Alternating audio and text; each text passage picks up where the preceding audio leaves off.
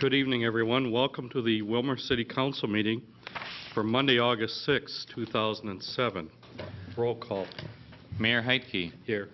Councilmember Reese. Here. Christensen. Here. Anderson. Here. Swenson. Gardner. Here. Dockin. Here. Fagerly. Here. DeBleek. Here. 8 present, 1 absent. Thank you, Kevin. It's our practice to begin the meeting with the Pledge of Allegiance.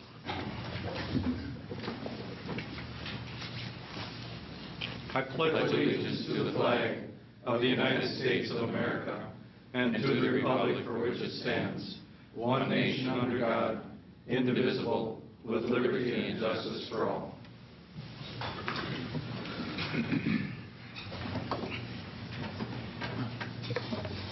Good evening, everyone. Welcome again. We have some visitors tonight from Willmar Fest. We also will be having a visitor named David Turch, who will be here shortly. I apologize for being a couple minutes late.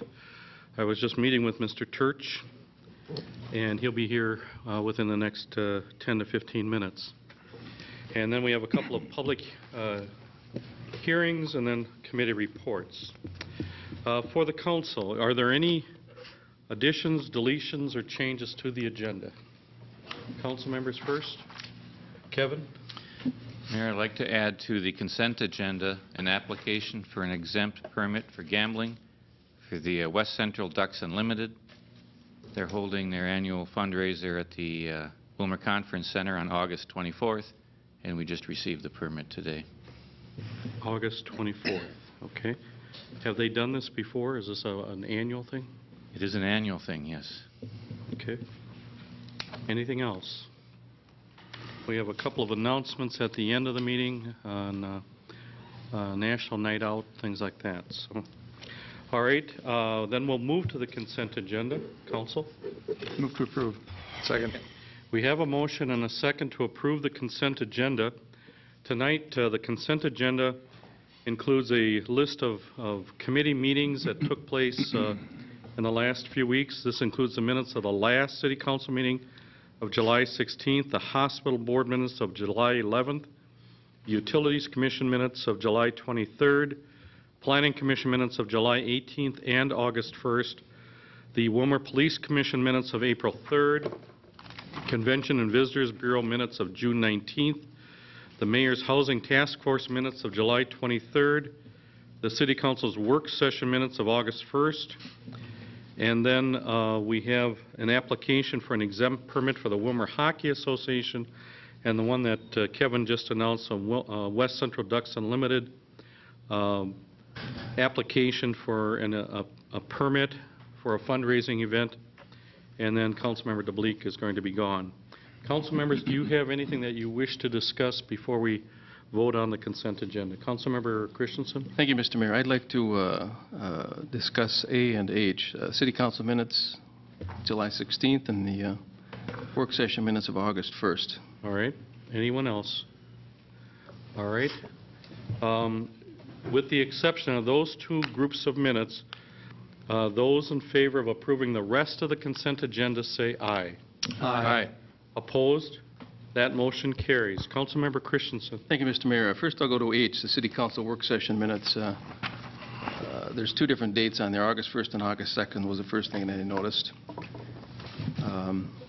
That needs to be changed. And then on both that one and the City Council minutes of July 16th, I'm wondering why none of the discussion was included in the minutes. There was lengthy discussion in at both meetings, and all it really states is, following a lengthy discussion, such and such was introduced. But there's nothing. It says what there's a little about what we talked about, but not who said what and why, and the resolution that was introduced in the council minutes was a 5-3 vote, and we don't know why. Why don't we put the discussion in there? I look at the hospital minutes, and the Planning Commission minutes are very thorough. They say who said what, why, and how they voted and how they arrived at that vote. Is there a reason we don't include the discussion in our council minutes and our planning meeting? Mayor Heitke, members of the council, the general intent for the council minutes is to record the historical action and to minimize the discussion as much as possible because we are required to publish these. And if we put in an amazing quantity of detail, our $20-some thousand budget at the West Central Tribune would certainly be in excess, double that probably. So we make an effort to minimize what we can so that we can record the action when it was taken. We could attempt to put a few more facts and figures in here, but it would add up quickly with that requirement to publish. So it's basically, the reason is the cost of publication, that we'd be putting in many paragraphs we wouldn't need. That and the fact that the meetings are recorded on television and we have a permanent record of that discussion. Good explanation. I'll move to approve both the minutes. Second. We have a motion and a second to approve the City Council minutes of July 16th and the City Council work session minutes of August 1st. Any other comments? Those in favor say aye. Aye. Opposed? That motion carries. We will now move down to number 7 on the agenda. I do want to point out to the council that with the approval of the Planning Commission minutes of July 18th and August 1st, that does include the decision for the new psychiatric hospital. Is that correct? That's in the minutes. That's in the minutes. That's now been approved. All right. Now on number 7, I'd like to take this opportunity to welcome the royalty, board members, and participants of Willmar Fest.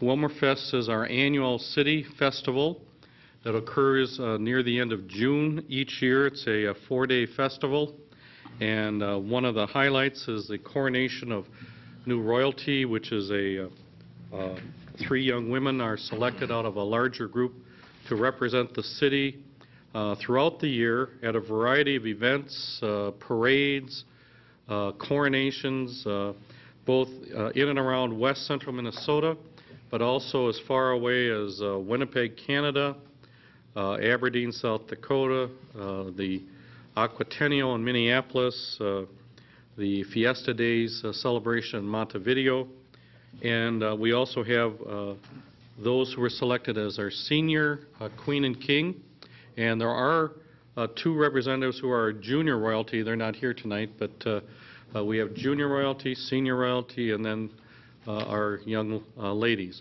At this point, I'd like to call on Chad Johnson. Chad is the president of the board of directors of Willmar Fest. I've asked Chad to address the council and give us some summary comments about Willmar Fest and introduce his guests for us. Welcome, Chad. Thank you, Mr. Mayor and fellow councilmen. It has become a tradition in the past couple of years for us meaning Willmar Fest, to come to the City Council and report back on our week. This year, I'm pleased to say it was a very good week. We had some changes that I expressed and laid out to you guys earlier in the year. We kind of shortened the week, condensed the week. We moved some events to different days. And I think overall the comments that we received on that were in a positive nature. We are going to have our wrap-up meeting actually tomorrow night. We took the month of July off. But we have our wrap-up meeting tomorrow night, see how we come in financially, as well as any other comments that we received throughout the course of July and up till now. But overall, the week was, the attendance in our estimation was higher than it has been in years. That has a big, or weather has a big part to play in that, considering last year was a disaster on Saturday. But it was a good attendance. The block party was, we believe, up this year, as well as moving the kiddie parade downtown was a step in the right direction for moving that and keeping that together with the block party on Thursday night. And then Friday night, our international banquet was as is, and then we had after that a Queen's Ball, which was, we're going to do some more marketing for next year. It's an event that we want to keep. It wasn't highly attended from the public side. We want to make sure we get that word out more for next year, but I think a lot of people that were there had fun. I know these guys had fun. So, and then Saturday, the big day, with the Grand Day Parade, and then the beach party out at Robbins Island, followed by the ski show, and then the fireworks afterwards. So overall, it was a very good week. So enough of me talking. I could talk for a long time, but the main reason is I want to introduce our new royalty this year, as well as our senior royalty. So I will pass that on to them. Sorry, it's actually Shelby Warner. I'll pass it on to her. She's our Queen of Festivals. Good evening. My name is Shelby Warner, and I'm the 19-year-old daughter of Ken and Janine Warner, and I'm the newly crowned Queen of Festivals. Since we've been crowned, we've been very, very busy on weekends and a little bit throughout the week, going to different places such as Olivia, Pennock, Glenwood, and just going to parades and coronations and just talking to different people in their communities and sharing what they do and what's fun about their communities and comparing it to ours in Willmar. We've gotten to know quite a bit of people, and it's fun to go to other places, even when we're not wearing our crowns, and talk to people, and they know, oh yeah, Willmar Fest, you know, my granddaughter is from there, and just different connections. It's fun to see that. And yeah, we've just been getting to know each other and getting to know more about Willmar, and also with that, I am preparing for Aquatennial next summer.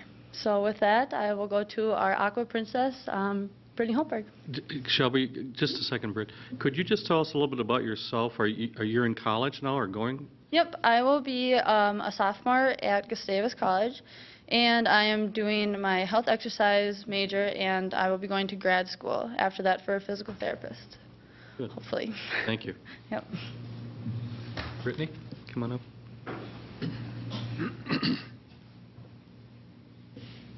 Good evening. My name is Brittany Holtberg. I am the 2007-2008 Aqua Princess. I am the 19-year-old daughter of Todd and Sandy Holtberg of Willmar.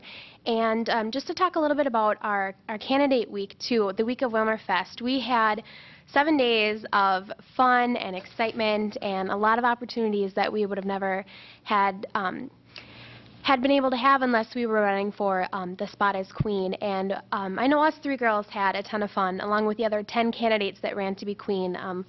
We got to do a lot of really exciting activities, like the fire truck ride was one of our favorites, and the Grand Day Parade on Saturday was definitely on the list as well. So getting to know all 10 of the girls was a wonderful experience, and we got to learn a lot about Willmar, and first time for me personally and a lot of the other girls meeting the mayor for the first time and just getting to know a little bit about the past of Willmar Fest, and we're really excited to be a part of this year and for next year's festivals as well. So at this time I'd like to call on Sarah Astrike, our international princess, too. Brittany, I'd like to ask you the same question. What are your personal plans in that and school?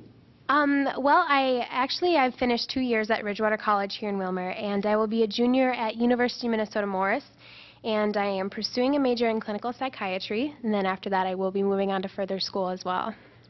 Good. Good luck. Sarah?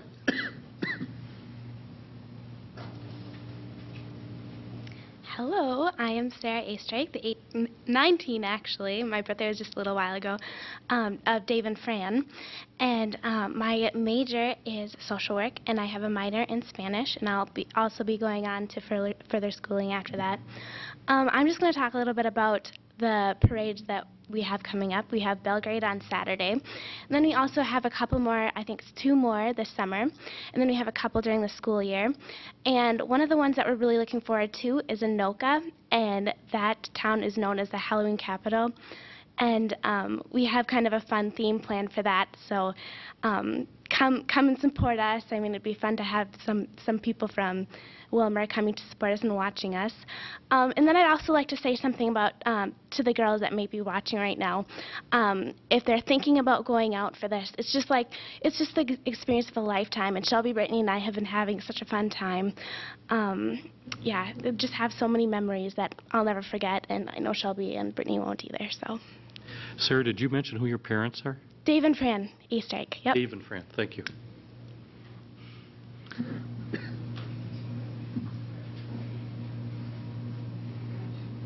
Why don't you both come up? Why don't you both come up?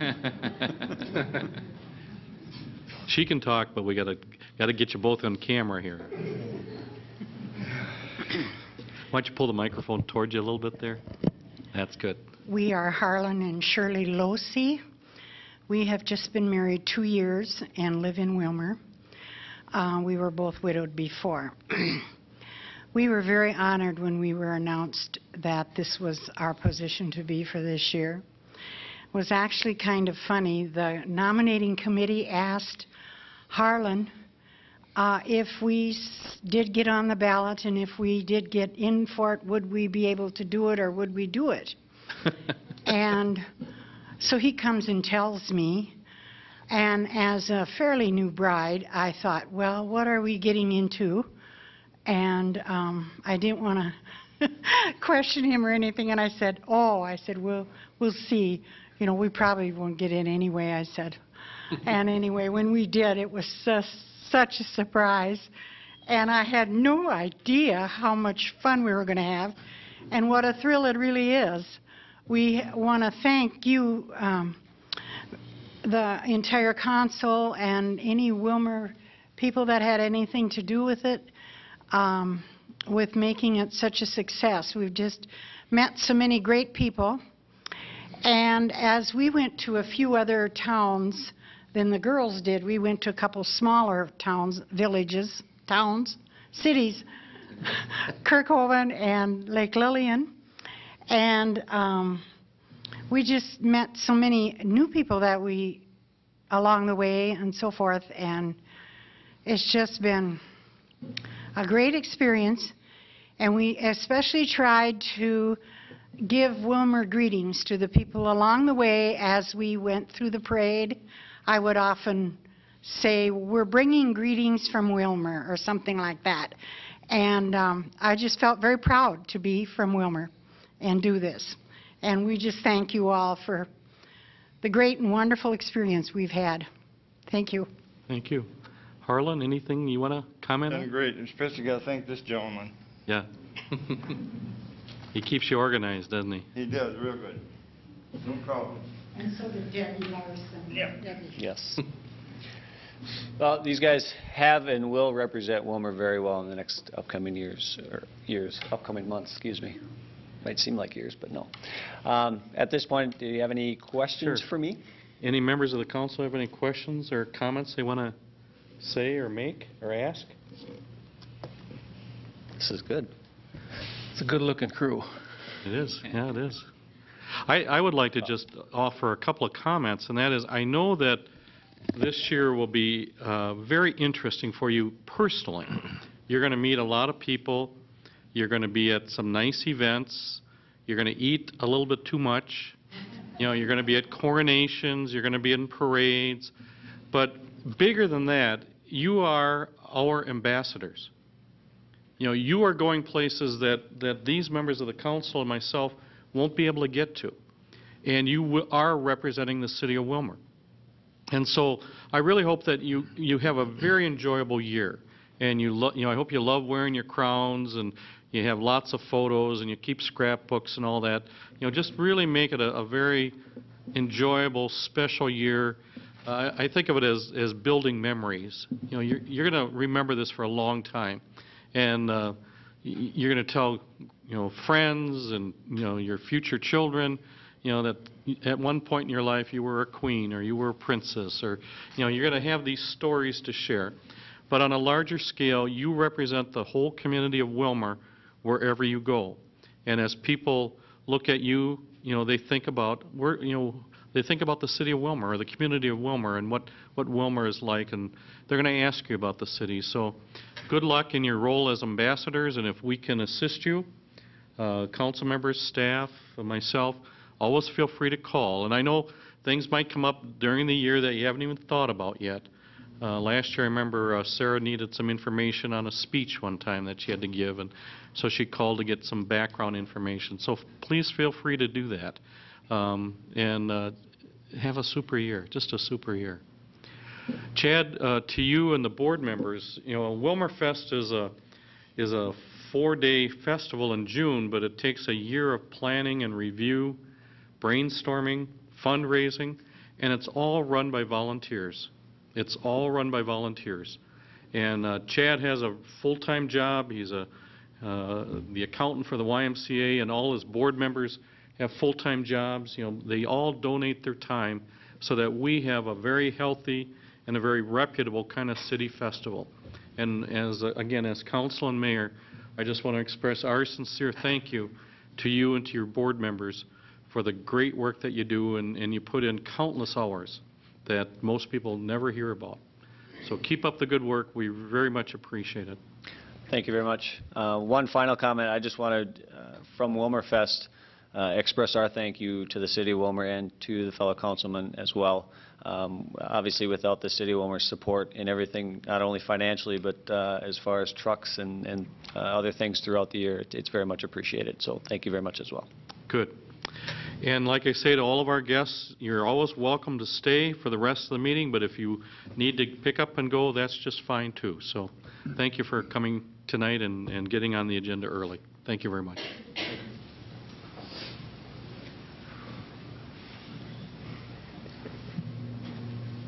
That's just fine. If you want to pick up and go, that's just fine. Okay. Enjoy yourselves and enjoy those parades too. Let's give them a big round of applause.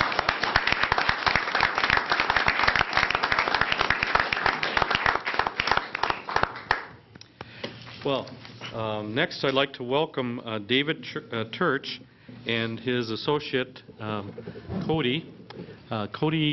Hilburton. And David is our federal lobbyist in Washington, D.C. that our city has contracted with for a few years to represent our city and to help us find some money once in a while through the federal government. And David, do you want to start, or you want Kodiak to start? Or? Oh, it's immaterial to me. Being a kind of a shy person, I suppose I could begin just to get it over with. Mr. Mayor, members of the council, you know, kind of in keeping with the theme of the meeting tonight, I should begin by saying I'm the son of A.J. and Sue Turch of Sauk Rapids, Minnesota. I guess that's kind of how things began. Just delighted to be here back in my home state of Minnesota, and it's wonderful to be in this community.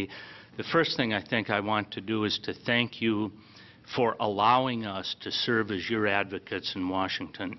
It's our pleasure to do that, our honor, and this has been a most satisfactory relationship. And the relationship is really a relationship. As I explained way back in the beginning, 4 years ago, you didn't hire some federal gun in Washington who has magic things, or to put it another way, my supply of pixie dust to just throw around the halls is pretty limited. So it's been a joint effort, and I want to thank you for the effort that you've made to come to Washington, because it's mattered. That expenditure has returned multiple times to the city of to the citizens of this community in terms of returning real federal dollars back here for badly needed projects. So it's been a two-way street. I want to thank you for your confidence in us, and I want to thank you for your participation in the process. Process has changed a little bit this year. Democrats are in control of both houses of the Congress, so we have an executive branch different from the legislative branch, and that has had consequences. I think the first thing that appears to me that's different from what you read about in the news is that there is some substantive bipartisanship that's taking place. And I will give you two real examples of reaching across the aisle. For the first time in my 44 years of being in Washington, in two Senate committees, we no longer divide by party, so Republicans are on one side of the chair and Democrats on the other, but alternate. Democrat, Republican, Democrat, Republican. That's true in two committees. In the House, in 3 occasions, we have combined the investigative staffs. I've never encountered this in more than 4 decades. So Republicans and Democrats together, the chair and the ranking member, have agreed to hire the same people and conduct the same investigations of the executive branch. In part, you see a lot on television, and you can think that's a good idea or a bad idea. But it's happening, and there's some bridges across the aisle. The last point I think I'd want to make is that you have an amazingly wonderful opportunity in having a congressman who's not only well-respected and well-known in Washington, the chair of the full Committee on Agriculture, but actually worldwide. Colin's thoughts have consequences all around the earth, and people understand that. He's a terribly important person, but he still keeps his local constituency at the top of his agenda. So we're very pleased to have him there. Senator Klobuchar appears to be on a good start. We'll see what gets delivered in the long run. And I can tell you Norm Coleman has been a good advocate for Minnesota during the 5 years that he's been there. We're really pleased to work with Coleman. And as you know, I'm prepared to take shots at these guys in a bipartisan fashion. If I didn't believe it, I'd tell you otherwise. And I have about some previous senators. So you know that to be the truth. We've fared well over the years. And as I say, this is a process, and it's a process that needs to be continually worked. And by working the process, you'll win in the end. I think in introducing Kodiak Hill Davis, who's joined this firm, I had a communication from Mick, who asked me why we had 3 people in the firm assigned to the Willmar case in the space of, what, about 2 months? And the long and short is that Joel Rubin, whom you will remember was the primary on this city in this account for a couple of years, became the chief lobbyist for one of the competing firms that represents the state of Washington and entities there. They're very local to the Pacific Northwest and the state of Washington.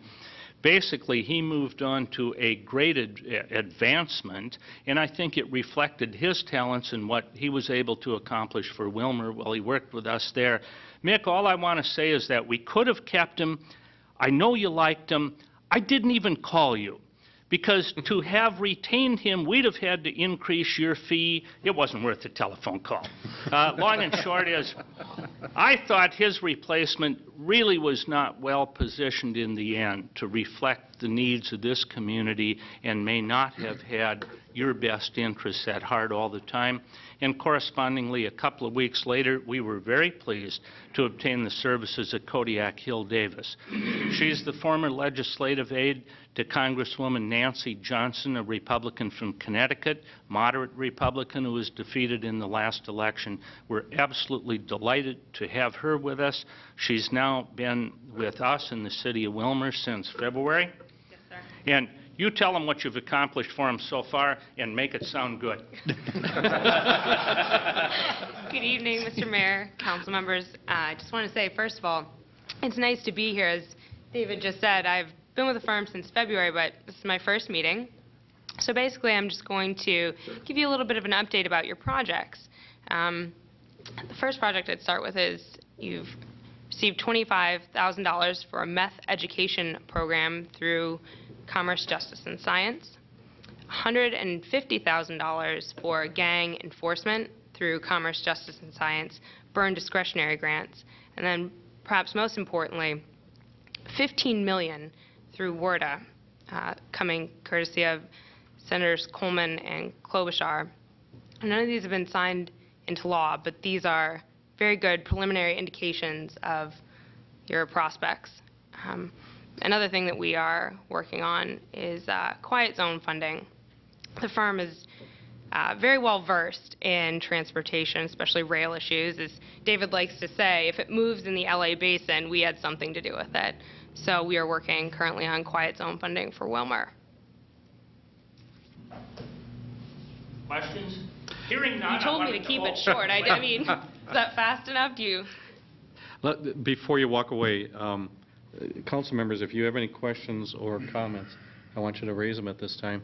But we also have other history here of funding from with your firm, David, and that is the airport funding. And do you recall the exact amount on that, David? Just in rough dollars, it was $2.97 million as a plus-up. 2.97 million.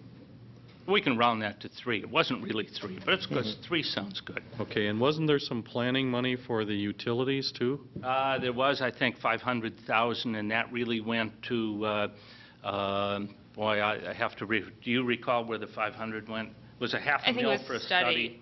Yeah, it was study money. So you could do, was it the wastewater treatment plant? No, we're looking at possibly building a new generation plant. We understand that. And so the initial money was to begin the planning process with the federal government involved in that, and then looking at what kind of a plant we should build, if we build, and then coming back at a later point for the capital investment. Yeah. We got the 500 for planning on the plant. Okay. Well, So- that's 500 more than you had before. No, the answer to that is we're continuing to work on that. What I can tell you is that so far this year, now understand the appropriations process is not concluded. Only one bill out of the 12 have been passed.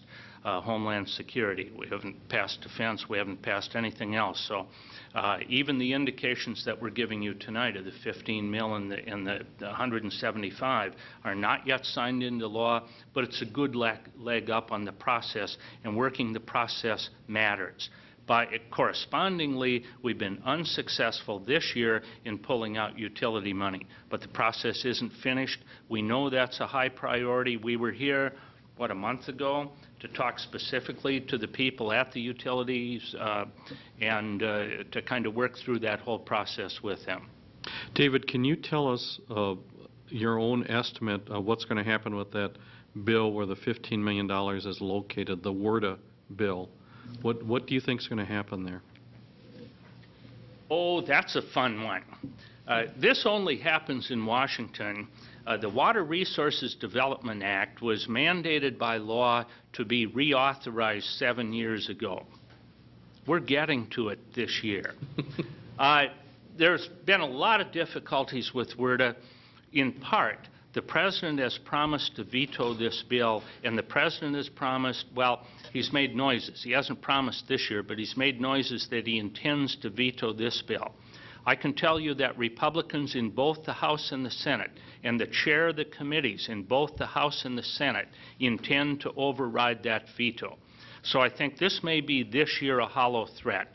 There have been lots of reasons over 7 years why that has not been passed into law, some of them fairly minor political skirmishes and some of them substantive. But this year we've been able to get together in both houses, both the House, the Senate, and clearing conference, a bill everyone in the legislative branch agrees to. Oddly enough, that Water Resources bill comes out of the Transportation Committee. That's how Micah and our friend Jim Oberstar here in Minnesota gets involved. Whatever Micah's counterpart is, and I can't think of who's the ranking member, do you recall, in the Senate? I don't off the top of my head, I'm Okay. sorry. But Micah's counterpart in the Senate has also indicated they support this piece of legislation. They will vote for a veto override. I would say, you know, in Washington, it's a dicey game. It's dynamic. Things change by the minute. So who knows for certain, but I would say this has a pretty good shot at being signed into law. For the council members, just a kind of a little bit of history here. The reason that our city has signed on with David Turch and Associates was at the recommendation of Colin Peterson.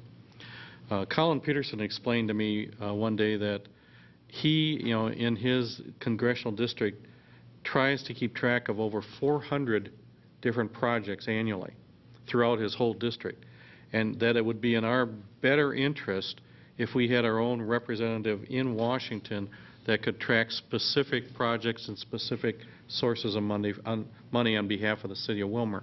So that's how we got into this relationship with Mr. Turch, was through Colin Peterson's recommendation. And you know, the history here is pretty healthy. So that's why we've had this relationship for 4 years. Councilmember Reese. I also recall in the opening of Colin's office downtown, when that opened, I had a discussion with him. That was before we hired your office, your firm. And he commented to me, he says, I know of a good firm, and they've been representing St. Cloud, and they do a lot of representation in the L.A. area. And he says, if you can get them, you'll be lucky. And we have profited from that, and I'm very pleased to say that we've been successful through your endeavors and have enjoyed the association. Well, thank you very much. I'm very complimented by that. And Colin has been a good friend for a long time. Councilmember Dockin. Thank you, Mr. Mayor. Thank you both for your report. Back in January, the 5th and 6th, we had our council retreat, and I believe, Mr. Church, you were there. And at that time, I asked the question, we were looking at building this 16-bed behavioral health hospital. And we were told, or at least I was told, that we could not build a standalone facility on 60 acres that is now going to be purchased for $1, as I understand it, so that could be only used for public purposes. This 16-bed health hospital, I was told, could not be built there as a standalone facility because of a HICFA or some regulation. I never did hear back on that from the staff or anybody, but I would really like to know if that in fact was true, that there is a prohibition against building a 16-bed behavioral hospital on public land, because we have other public facilities that are going to have to find a home in the future.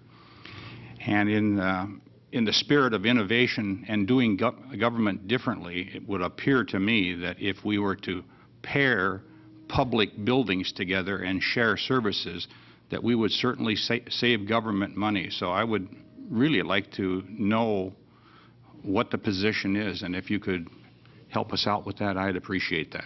Well, I recall being here in January, and I recall that your interest in that issue. And if we fail to get back to you, one of the reasons is probably the gentleman who was with me that day is no longer with the firm.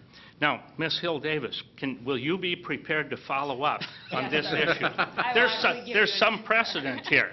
Go ahead, drop the ball for me. Did you follow what I was saying? In other words, we have maybe 2 or 3 or 4 other public programs that are currently at the Regional Treatment Center that have a 10-year period to be there. About 2 years, I think, has passed now. Okay. So within the next 8 years, it's possible that they're going to have to be relocated. It seems to me that if we have land that we already own, we don't have to go through this business of buying land. And when we can share services, it would seem to me that that's an innovative way for government to operate. Would you agree? I would, sir. Thank you. We'll definitely get back, and I apologize profusely for dropping the ball on that in January. I remember the incident. I remember your interest. Councilmember Gardner. Thank you, Mr. Mayor. First, I want to thank you both for being here tonight, and I really appreciate the work that you do for us. Can you expand just a little bit more on the status of the quiet zone funding? That's a little bit of a hot button issue for our constituents, especially up on the north side of Willmar here these days, and wondering if you can give us a little clearer picture of the status of your efforts. Well, it's been an interest. It's been a prime interest to the FRA, the Federal Railway Agency, or Railroad Agency, whatever they are. We've been at the cutting edge of quiet zones in the Los Angeles area. As you probably know, we represent the entire basin, the high-speed heavy rail commuting, and most of the trackage for all of the Class 1 freights. It's of huge issues to the communities up there. They've done a whole number of innovative things. We participated with the FRA in writing some of the regs and the updating. This has come to our attention fairly recently, a couple of months ago, so we've just begun to look at it in terms of your local community and what can be done here at the cheapest possible cost. The costs of moving into quiet zones sometimes can be just astronomical, and instead of a couple of $100,000 of what you see as standard crossings, they can run into the low millions for quad gates and all kinds of safety, center islands, and whatever else has to be installed. That's as far as we are. Okay. And just to back up very briefly on the $15 million proposed for us for the wastewater treatment plant, that's part of a bill that primarily deals with different types of infrastructure, correct? That's right. Okay. Not necessarily transportation, but in fact, I don't know, is there a transportation component within that? Well, it comes out of the Transportation Committee, oddly enough, so but this is the federal government. If it makes sense, it begins to bother me already, like I don't get it. Okay. And would it be just, and perhaps a guess isn't even warranted at this time, but given the events of last Tuesday with the collapse of the bridge in the Twin Cities, would you say that that has any effect on the eventual passage of this legislation? No. They're different accounts. I think what happened last Tuesday is that we'll see a substantial effort put forth next year in terms of inspection and rehab. The successor to Safety Lou, whatever that stands for, it's the major piece of transportation. I get caught up in the acronyms. It's the major operating piece of federal legislative transportation legislation that's operative today. That bill is reauthorized every 6 years. It comes up next year. That's where the impact of the 35W is going to have an effect. And I think Jim Oberstar will be moving aggressively for that kind of infrastructure rehab. But the water bill has almost nothing to do with the expenditure and transportation. It just comes out of the same committee. Just a different type of infrastructure that we're talking about here. Okay, very good. Thank you so much. Any other questions or comments here? Councilmember DeBleek. Thank you, Mr. Mayor. And welcome back to Willmar. Thank you. David. And enjoyed your comments and having you here. So just a question a little bit. Is there any items coming out as far as our electric utility and the green power issue seems to be the major focus of a lot of things with wind energy and the move to green power. Is there any help in that area? I know we're looking at building a couple of wind generators as far as help with funding of those. And the energy bills are really up in the air. There's a disagreement between the chair of the committee and the Speaker of the House in what this bill ought to contain and how far it ought to go. You probably are better positioned, Cody, to comment on that than I am. My guess is it's just a crapshoot one way or the other. I just don't know. And it's a huge political issue that just isn't settled. Now, tell him definitively what's going to happen, and you could make an extra buck on this. Well, what I think David said is accurate at this point. Like he had mentioned, if there's any sort of political tension, it's going to hold things up. So basically going to reiterate what you said. okay, thank you. I'm sorry, I can't be more definitive. That's just one of the things that I don't know.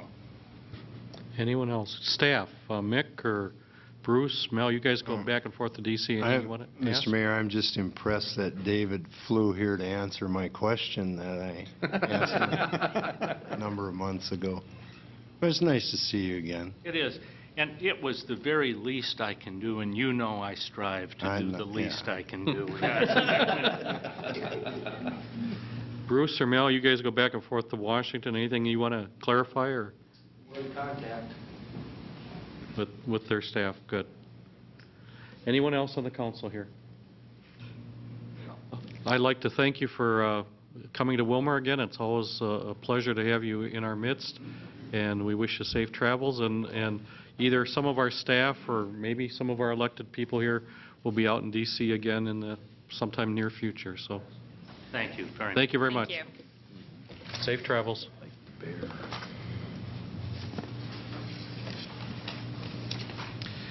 I don't know, David said he's been in Washington over 40 years. He began with Senator Eugene McCarthy. He was his chief staff person, Eugene McCarthy, 40 years ago. All right, we're at number 9 on the public agenda here, and this is our scheduled public hearings, and I will now open the first hearing, and that has to do with an ordinance adopting Minnesota State Building Code. And Bruce, would you please introduce this for us? Mayor Heike, members of the council, before you tonight is the ordinance that adopts the new Minnesota Building Code. The state adopted this code effective July 10th, and local units of government that uphold the code are given a reasonable amount of time within which to adopt the ordinance, or to adopt the code. The city ordinance includes the mandatory provisions of the Minnesota Building Code. We have chosen to adopt none of the optional chapters. You'll note that the city ordinance also includes the existing fee schedule with no recommendation made for any changes to that schedule at this time.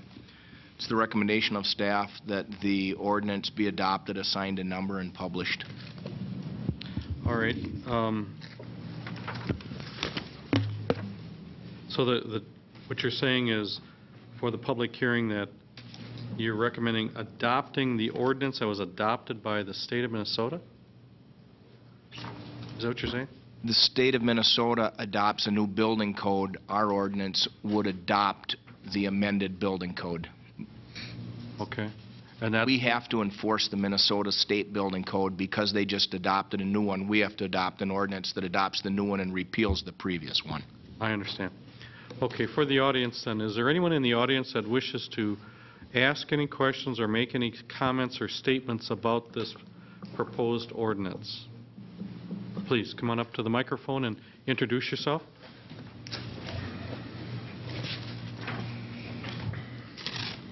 Good afternoon. I'm Steve Flattabo of XL Overhead Door, 514 Pacific Avenue, Southwest, right here in Old Town. I'm representing the West Central Builders Association, and I'm also a victim. We are hoping that we can stop any increase in the building permit fees, and we're also seeking information. The Municipal Construction and Development Fee Revenue Expense Annual Report, by statute, is to be filed and delivered to the state of Minnesota by July 1st yearly. We have 202 and we have 206. 03, 04, and 05 are missing. We have checked with the City of Willmar, the Builders Association of Minnesota, and the state of Minnesota. No one can locate them. So we will speak about the 06 report. The report shows that we lost $38,000 in our permit department last year. Does that sound right? Yes. The council also forgave $59,000 in permit fees for different, I don't know if it was Rice Hospital, do you recall? Or if it was Candioi County or some other things, but we forgave $59,000 in building permit fees. And we offered to pay $17,000 in excess building fees for the Tomcat fighter that came to town. The math doesn't seem to add up to us. It doesn't seem like we're following the integrity of the statute.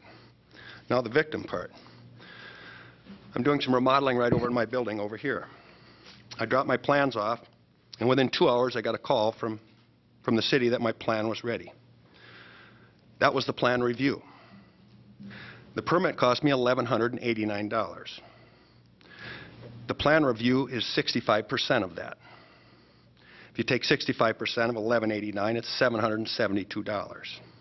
Less than 3 hours of work. If you divide it up, it was less than 2 hours, but let's divide it by 3. That's $257 an hour for the office to get me a permit. I think it's terribly excessive, and I think it puts an undue stress on a small businessman like myself. I also checked with a bunch of other municipalities to see what do they charge for building permit fees, and how do they charge, and how do they come to their charges. They all seem to be lower than the city of Willmar. We checked with Hastings, Chaska, Savage, Northfield, all towns that are similar in size to Willmar. All of them surround the cities and have a much larger trade area than we have, but they're all about the same size, and they're all less than we are. Their staff members, the last meeting we had, I think Bruce referred to most municipalities our size have 7 full-time building inspectors. So we checked with all these municipalities. Most of them have between 2 and 3 inspectors. They'll have 2 or 1 clerk, and then they'll have a department head. And that was pretty much true about all of them. So, and I have those other municipalities and what they charge here if you'd like to see them. So that's all I have to say. All right. Thank you very much. Anyone else wish to make any comments or ask any questions? Did this gentleman want to say something? Did you want to say something? Anybody else want to make any comments about the building permits? All right. If not, then the public hearing is closed, and then the matter comes up to the City Council table. Council members. Councilmember Gardner. Thank you, Mr. Mayor. I would move to adopt the ordinance adopting the Minnesota State Building Code 2007 and the accompanying fee schedule. Second. We have a motion and a second to adopt the state's building code and the accompanying fee schedule. For clarification, is that fee schedule a new fee schedule then, Bruce? No, Your Mate. It's been in effect for 4 to 5 years. So it's the current fee schedule. So this will be the fee schedule from 2003? That's approximately when it was adopted. It's actually the fee schedule from the 1994 building code. Fee schedule from 1994. And is that the intent of the motion here? That's is correct. to adopt the building code and leave the fees at 1994? Yes, sir. All right. Council, are there any comments or discussion about that? Councilmember Anderson. Thank you, Mr. Mayor. Question for Bruce, if I may. You indicated that there were some optional features that were in the state building code that we're not going to put in ours. What sorts of things might that be? I believe they related primarily to sprinklering provisions that would have required sprinkler systems for very small commercial structures. And in conversation with the building official and the fire marshal, it doesn't seem prudent to do that. Thank you. Councilmember Christensen. Thank you, Mr. Mayor. On that same note, Bruce, in the new code, is there a requirement for a sprinkler system in twin homes for the state? In twin homes? Mm-hmm. I can't speak for certain, but I don't believe there is. Okay, I thought Randy had mentioned it in passing to me that there would be, but I thought maybe you'd know. Also, I'd like to point out, I did hand out in front of each of you should be a sheet with some columns on there with actual fees collected for the last 10 years and the amounts that were budgeted for those fees: mechanical, building, plumbing, signs, zoning, development agreements, rental registration, and then yearly totals. And out of the last 10 years, the bottom line says surpluses. Every year there was a surplus in each one of those. And the total's at the bottom, and you can draw your own conclusions. Other comments from council members? I have a couple questions I'd like to get some clarification on. Mr. Flattable mentioned that state reports were not able to be found for 2003, 2004, 2005. Is there any response to that? Do we know anything about that? Mick, do you have any? He's correct, Mr. Mayor. We have copies of the 2002, I believe, and the 2006 reports. We have not been able to locate those 3 years, either in our office or copies from the state. Wouldn't it be our practice to make copies of such reports before they're submitted to the state? Yes. All right. The other question, Mr. Flattable said that $59,000 had been forgiven. Was that for 1 year? For 06? Is that Rice Hospital, or where were those fees involved? Does anybody know? Well, Mr. Mayor, I suspect that without looking at any of the data, that probably Rice Hospital was involved in. And there were a couple of other projects that some fees or portions of fees were waived. But you'll also recall that it wasn't that long ago that the council decided we're no longer going to waive the fees for building permits, and that was, I think, to get away from the issue of doing it for one individual or party or organization and not others, to develop some consistency in that.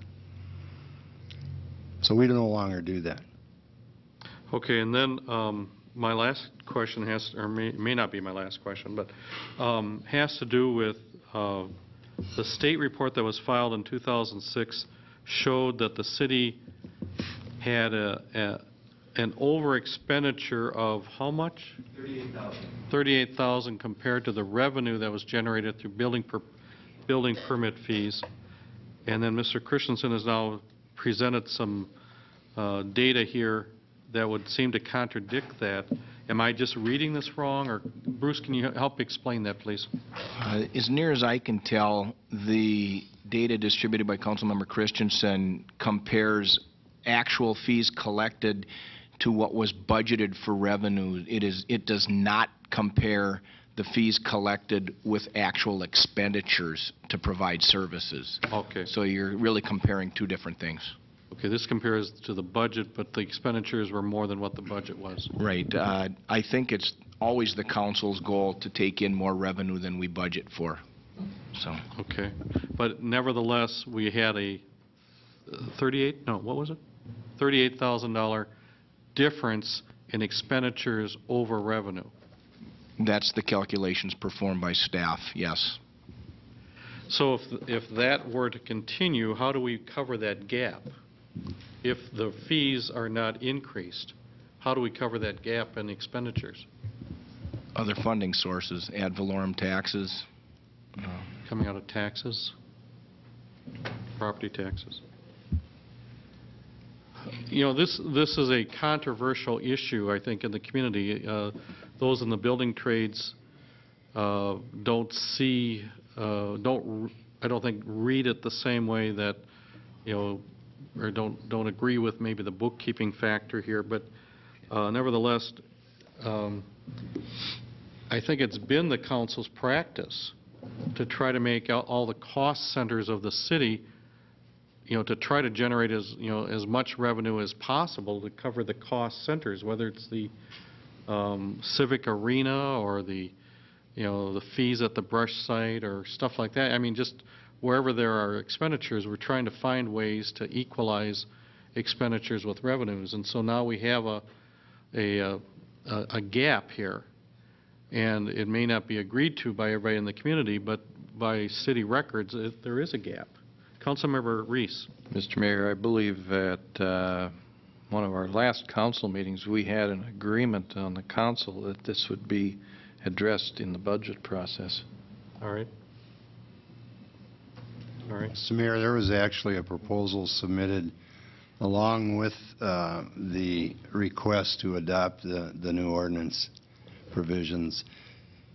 It went to the Community Development Committee, and we had proposed a modest increase, and it was at that point that the committee recommended to the council that the fee issue be discussed during the budgeting process, and that we deal only with the actual ordinance. The ordinance tonight. At this point. All right. Councilmember Dockin and then Gardner. Thank you, Mr. Mayor. You recall at the last work session we were looking for something to talk about at our next work session. I wonder if this wouldn't be the topic that we're looking for.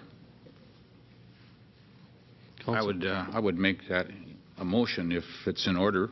Not at this time, Jim. We have another motion on the table, so unless that's an amendment, but I'd ask you to hold on that. I'll bring it back later. Councilmember Gardner. Thank you, Mr. Mayor. I'd like to ask of Bruce, in talking about this report for just a moment, these numbers reflect 2006, which was rather a strong year for construction. Can we presume that the expenses are going to remain roughly the same, but that the revenue will be considerably down for 2007? Is that your best guess? I think you'll see revenue down considerably. We already have seen that through the first half of the year. I think you will see some decrease in expenditures simply because the lack of plans, the lack of permits that get issued translates into less work and less involvement by staff in the various departments. So a strict cost accounting will yield a lower number, though there are some fixed costs that will certainly keep you will not see as dramatic a drop in cost to provide the service as you will in the revenue side. Thank you. All right. Now, just for clarification, the motion and the second on the table is to approve the new state building code and the 94 fee. Well, with the state building code and the current fee schedule. The current fee schedule. Can I have this? Does that limit us in the budgeting process then? No, sir. And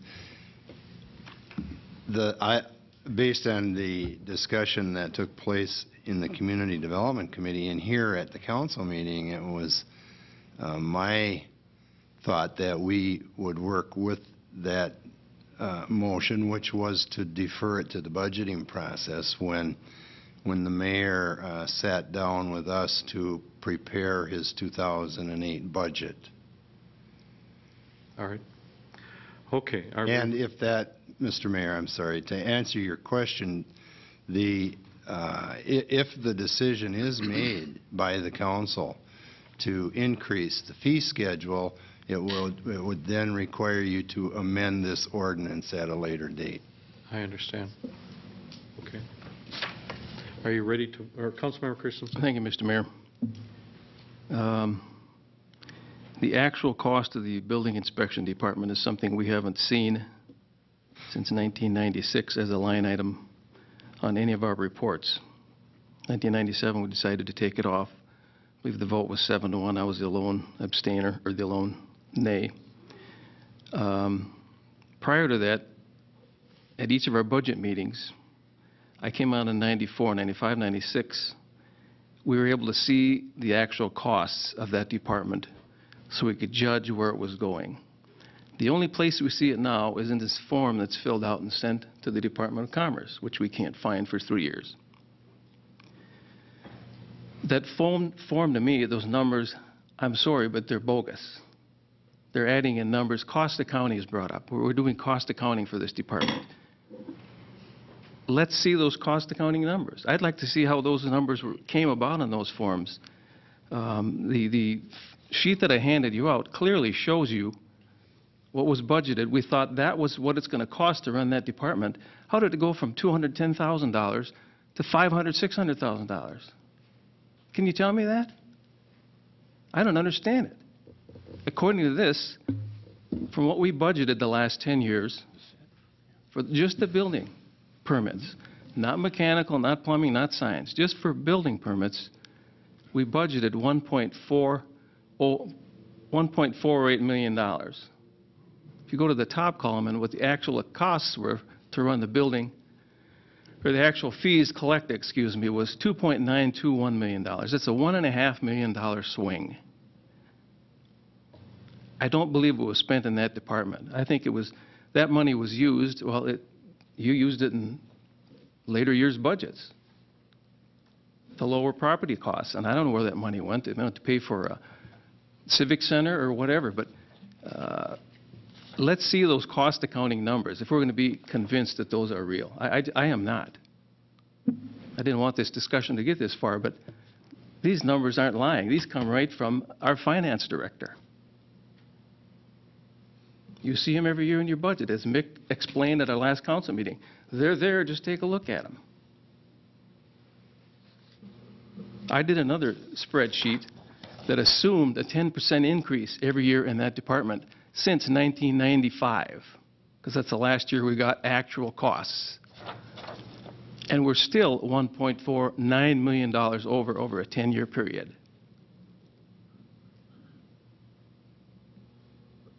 I'm ready to vote on this and leave the fee permit as it is. All right, any other comments? Are we ready to vote then, council members? Is this a roll call, Kevin? Yes, sir. All right, roll call. Councilmember Reese. Aye. Christensen. Aye. Anderson. Aye. Gardner. Aye. Dockin. Aye. Fagerly. Aye. DeBleek. Aye. 7 ayes, 0 nays. The motion and the resolution carries. All right. Next item is another public hearing which is now open, and that's an ordinance adopting the 2007 Minnesota State Fire Code. Bruce, would you explain that, please? Mayor Heike, members of the council, this action being requested tonight is nearly identical to the action requested for the building code, except it addresses the new 2007 Minnesota State Fire Code, which is actually the International Fire Code, the 2006 edition. Once again, it went into effect July 10th statewide, and the local units of government are given a reasonable amount of time within which to adopt that code. There is no fee schedule attached to this particular code. It is a recommendation of staff that the ordinance be adopted, assigned a number, and published. Thank you, Bruce. Are there any comments or questions from the audience on adopting the new fire code ordinance? If not, the public hearing is closed. Council members? Mr. Mayor? Councilmember DeBleek? Motion to adopt the ordinance, give it a number, and publish. Second. We have a motion and a second for a resolution to adopt the new fire code ordinance, give it a number, and publish it. Further comment? Roll call. Councilmember Christensen. Aye. Anderson. Aye. Gardner. Aye. Dockin. Aye. Fagerly. Aye. DeBleek. Aye. Reese. Aye. 7 ayes, 0 nays. That motion and resolution passes. We're on number 10 on the agenda. I'd like to welcome Sherry Ristow to the City Council chambers tonight. And Sherry is here to give us an update and a status report on the Southwest Initiative Foundation. Welcome, Sherry.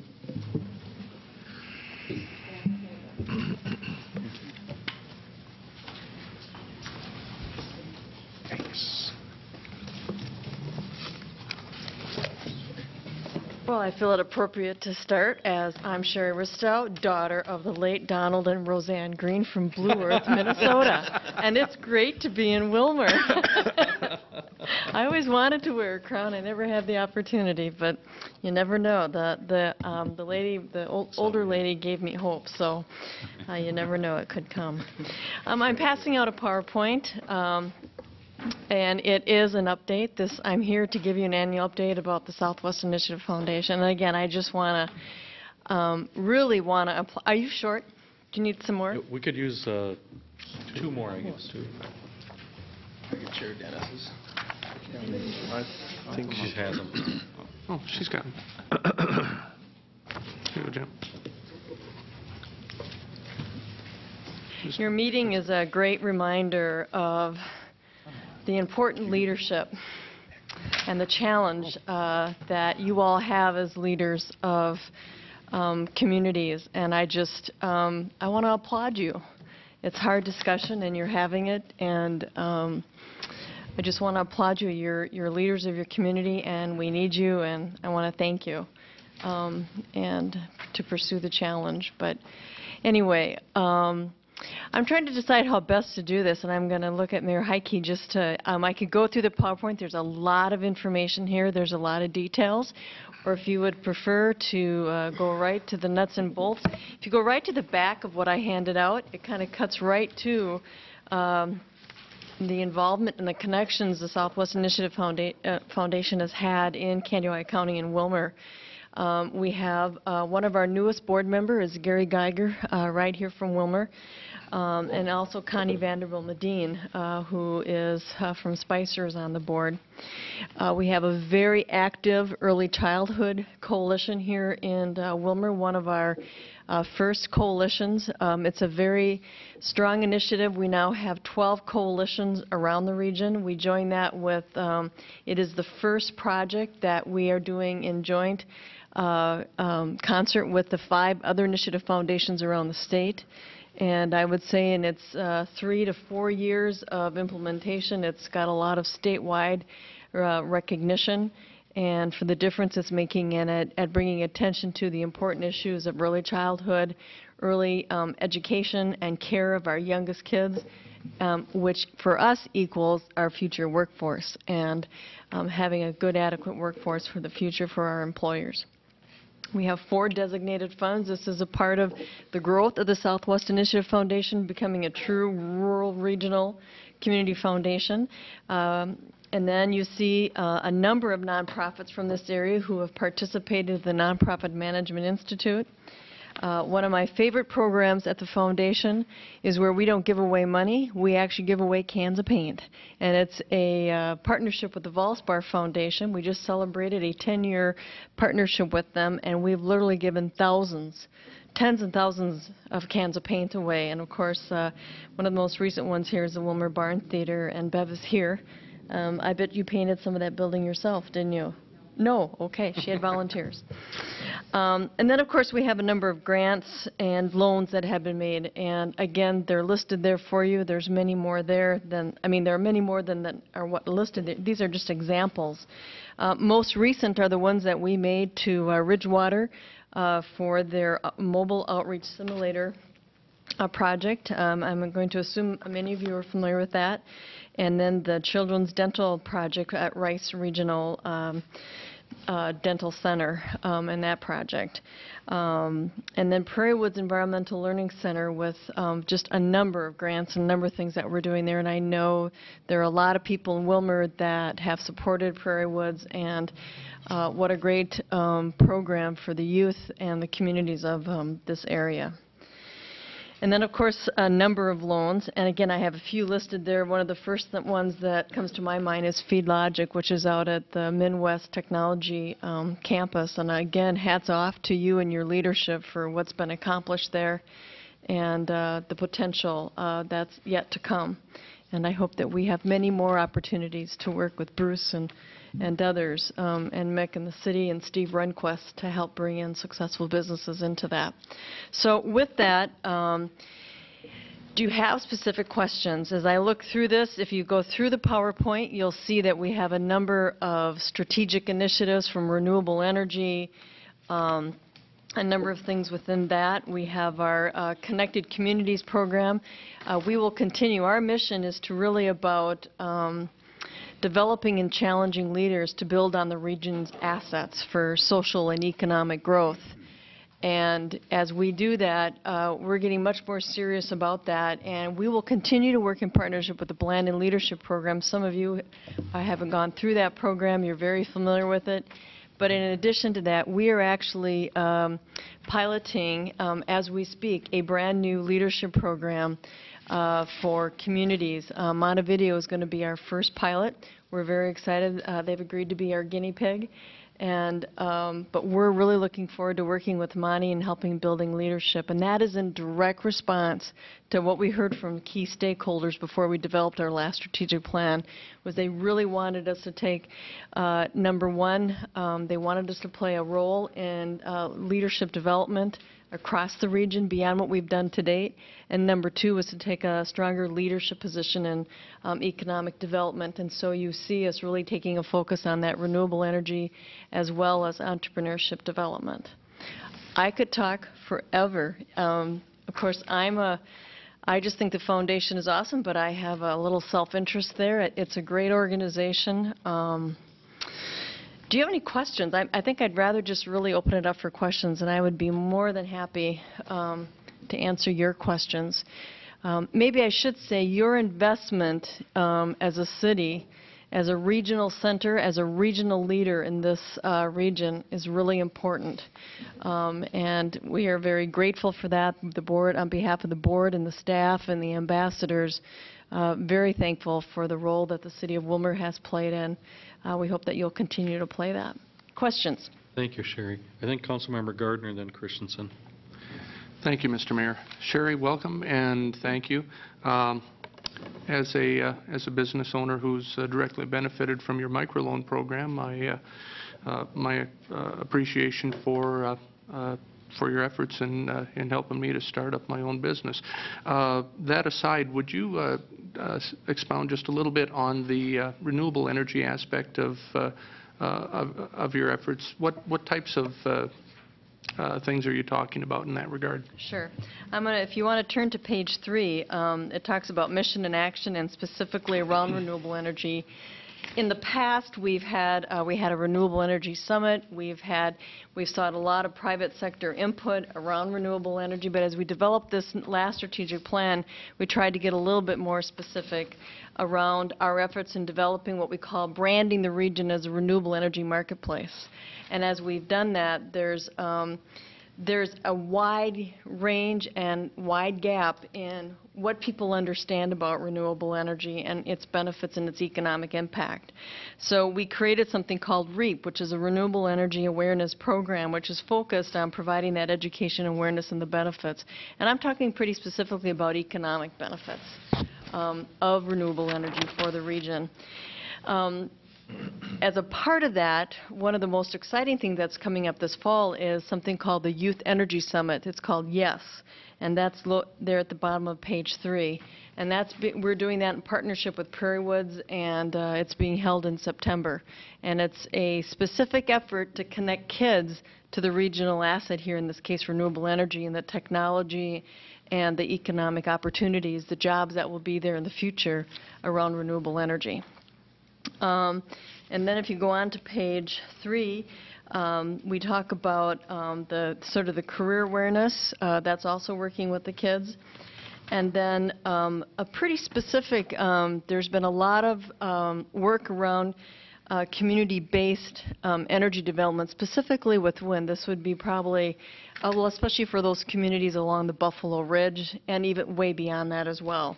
But we're really working with a number of groups to bring awareness to community-based and working in partnership with local communities to have local ownership and create local wealth around renewable energy. In addition to the biofuels, this is wind and other kinds of renewable energy as well. You mentioned wind, and that's primarily something further to the south and west of us here, but are we seeing some of that in this area as well? Absolutely. If you're familiar, I believe there are a couple turbines now by Atwater. So absolutely, there are. It's windy in Willmar. I've been here on windy days, so it may not be like Marshall and being up there on the ridge, but we have wind that we can capture. And so working with schools, working with local entities, local utilities, and really helping capture those kinds of opportunities. I might also mention, as in addition to the programs that we have through our grant programs and through the staff that we've hired, we also, through our loan programs, I might want to highlight that we've created several new loan programs, and 2 of which I think really specifically tie to your question. One is specifically loan programs. This would be for loans of $50,000 up to $500,000 for renewable energy projects in the region, working with banks and other local entities or investors. The second is we've created a loan program specifically for regional centers, and regional centers being Willmar, Marshall, Worthington, and Hutchinson. And if you look at the data, you look at the information that we've collected over 20 years, and I'm not telling you anything you don't know, the majority of jobs and new businesses and the most wealth created has come in our regional centers. And so we really want to recognize the opportunity to make larger investments. It's 20 years later. I think our maximum loan used to be about $200,000, and so we've upped it to $500,000 to really make some serious investments in our regional centers and in regional assets like renewable energy. Does that answer your question? In addition, as you'll see in this, it talks about the entrepreneurship initiative, and it also talks about the WIRED proposal. I'm sorry, I can't remember what the WIRED acronym stands for, but those are federal dollars that have just recently been awarded here in the last couple of months. They're federal dollars that will be coming to Southwest Minnesota. Actually, it's our 18 counties plus an additional 18 counties.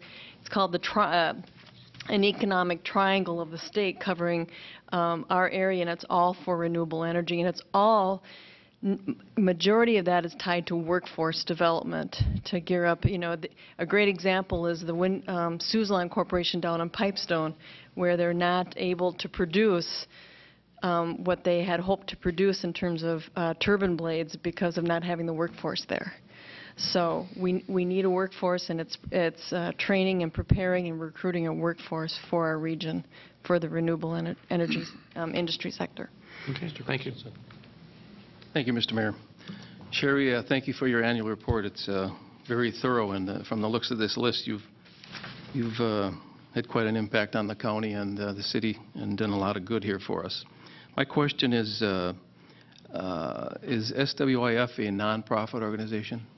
Well, good question, and I skip ahead. So yes, Southwest Initiative Foundation is an independent nonprofit. We're a public charity by the IRS and the Attorney General, so we're held accountable to all those public charity laws and policies and rules. We are, in terms of the type of foundation, I want to go back and say we're a rural regional community foundation. So community foundations are public foundations, or like a public foundation, public charity. Okay, thank you. And my question to staff would be then, we received an email this past week entitled Avoiding Pitfalls, Donations to Nonprofit Entities by Governmental Units. Does that have any impact on this? We're still looking into that. I mean, we have relationships with a number of different organizations, and when we got that email, then we obviously needed to research that matter a little more. I don't have an answer for you tonight. But you're familiar with it? I know what you're talking about, yes. I understand that she's here for our annual donation, evidently, and are we able to do that without further exploring this, or? Well, that's something the foundation has requested $10,000 annually now for a number of years, and we've always made that contribution, and it's always been part of the process of developing the budget. I know that the mayor has always included it, and by the time we get to, or the mayor gets to submitting his budget to the council, we will have answered those not-for-profit questions. Thank you. Right. We do have one city who did raise some questions, and they made the decision to make their contributions through their EDA. So, you know, that's just so you know, we do have one community who has raised some questions, and just to be squeaky clean, they went through their EDA. So, but they're the only one. It's never come up before, and You're referring to the state auditor's report, Ron, right? Mick or Kevin sent it out to us. It was it's right here. A weekly report that I receive email from the state auditor's office with current issues. Councilmember Reese. It's interesting you asked that question, because before you asked the question, I was recalling a number of years ago when I sat at this table, and the first proposal came to us as a city council to actually invest in the foundation. And I know it was for myself as a council member, it was one of those difficult issues that you referred to at the beginning when you first got up. And I don't know how many years ago that is. My guess is it's 19 years ago, because the city of Willmar was one of the very first communities to start making those contributions. So I want to say we're 21 years old, so it's probably right around 19 years ago, maybe 20, that you started making those investments in the foundation. And they were significant investments to begin with on an annual basis, and I know it was early in my time serving on the council, but as the years have gone by and I've listened to these reports and I've seen the completion of initiatives, I've seen businesses that have been either given loans or grants over the years that I'm aware of, and businesses that I've dealt with in my workaday world, scattered all the way from, I can remember some in Mountain Lake, Minnesota, and all the way up to this area. And it's a huge impact on the rural economy. And I think that I am now today, 20 years later, convinced that the investment in Southwest Initiative Foundation has returned to the rural community and has been good for our rural community. And my father was a businessman in a very small town. I'm not a Willmar native. I grew up in a little town of Winthrop. And my father had a business there, and this was in the time when you had 3 and 4 farms even in a section, and you had a lot of families, and all these little towns were thriving. And I remember him saying to me that, this is the way my dad put it. He says, I hate to see all these corporate farms because it's going to be the death of rural Minnesota. Because you're not going to have the business, you're not going to have the small communities, thriving communities. And I think we've seen the evidence of that within our rural communities. And I think Southwest Initiative Foundation has proven to be helpful in maintaining that rural lifestyle and enhancing the rural communities. So I thank the foundation. Well, I thank you for those very positive comments. On behalf of the board and the staff, I think I can speak very confidently to you that we are deeply passionate about the 156 communities. That includes Willmar and not Winthrop, but let's just go down the road a little bit to Fairfax and Broughton. You know where Broughton is, just up the road from there. And but we are deeply passionate and we are deeply committed. And I hope that through our investments back in the region, we have really shown all of you and way beyond about that commitment. We make mistakes, we learn from them. And it's just been an incredible journey. And again, we call it a donation, but we've always considered it an investment. It's the investment that you're making, and your return on investment, I hope you see as being significant back to the community. But never doubt the $10,000 investment that you make is important to the success of our organization. And I want to remind you of a couple things. Number one, first of all, it does get matched dollar for dollar by the McKnight Foundation, so it earns $20,000, and it becomes a permanent asset. It's here forever, being reinvested through grants and loans and the activity of the foundation. But number two, it's a very practical investment that it helps our organization pass the public support tests because of the people that you represent. So when cities and counties do contribute to the foundation, we always want to remind them that it is important. We do need individuals and businesses.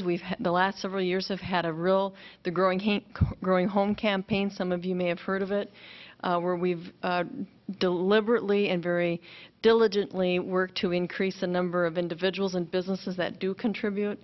But cities and county contributions remain right up there in terms of the importance of what those contributions mean in the big picture and long term to the foundation.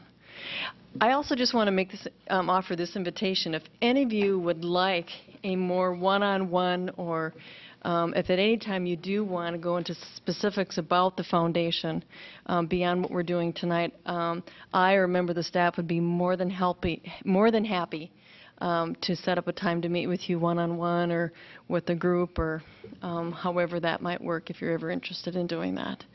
Sherry, I have a couple questions. Sure. Your original name was the Southwest Initiative Fund, right. And has that now gone away and now it's the Southwest Foundation? Is it the same organization with a different name, or is it a side-by-side arrangement? First 10 years, we were the Southwest Minnesota Initiative Fund, okay? And then we changed it to the Southwest Minnesota Foundation. And a year ago, with mixed feelings, but for very strategic reasons, we changed it again, and we went back into our history, and we brought back initiative. So we are now the Southwest Initiative Foundation. One organization? One organization. And those others are gone? Well, their names are gone? Yeah, we're the Southwest Initiative Foundation. Okay. Right. We were being confused with all the Southwest Minnesota organizations that are out there, and you'd be surprised how many checks I took for the Southwest Minnesota State University in Marshall. My other question is the McKnight money solid? You know, is this going to continue into the future? Are they still committed to rural economic development and rural initiatives? Well, they are committed to Southwest through 2011 through the $7.2 million that they awarded actually 2 years ago now. So we have 3 more years. You never know for sure. But I can tell you, based on my experience and based on my conversations with the leadership McKnight, including their staff and their board, they are very committed to all 6 initiative foundations and very committed to rural Minnesota. At one time, they did consider, weaning off or, but that has really changed because they see the initiative foundations as very successful engines out here and ways for them to make wise investments in rural Minnesota. So their return, they see the return on their investment as very significant through the initiative foundations in the state.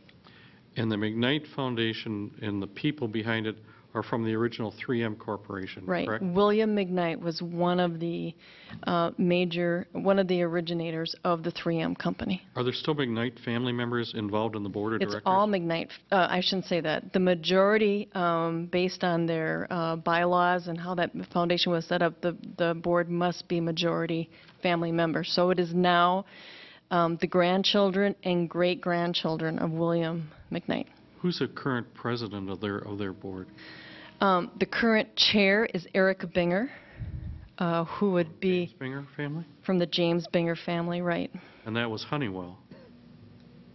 Yes, you're right. It was The Honeywell. family. Right. James Binger and Virginia Binger founded Honeywell. Right, but Virginia Binger was William McKnight's only daughter. Yeah, it's all connected there. Right. Somehow. Right. And the current president is Kate Wolford. She just joined McKnight in the last, I don't think it's even been 6 months. And just a great woman, and we're really pleased to be working with her. And again, very positive. Sherry, thank you for the recent support of the dental program at Rice Memorial Hospital. That's a very important program that's being launched, I think, this fall now. I think they're building it and they're putting in all the dental equipment. Thanks for being part of that, and I hope your organization will be able to support that in the future. Right. So, if I might make just 2 final comments. Sure. A milestone this year in surpassing $50 million in net assets. We should all, and that includes you, applaud that. That's an investment we're all making, and what a great thing for our region and our communities. The second thing is, in a cover letter that I believe you all got, we talk about $3.9 million being what was been invested in this area through December 31st of 2005. And before I came tonight, I added up some new numbers, and it was actually a little over $5 million. So we've done a lot in the last year, and we really look forward to doing more with you and the city and the county and being involved. Thank you. Sherry, thank you for coming over and visiting with us tonight. We appreciate it. Thank you. Okay. We'll move on in the agenda then. And next is the Willmar City Council Open Forum. And that's the opportunity for any citizen to address the City Council. Does anybody wish to comment or talk to the council tonight? John, please come up. Welcome, John.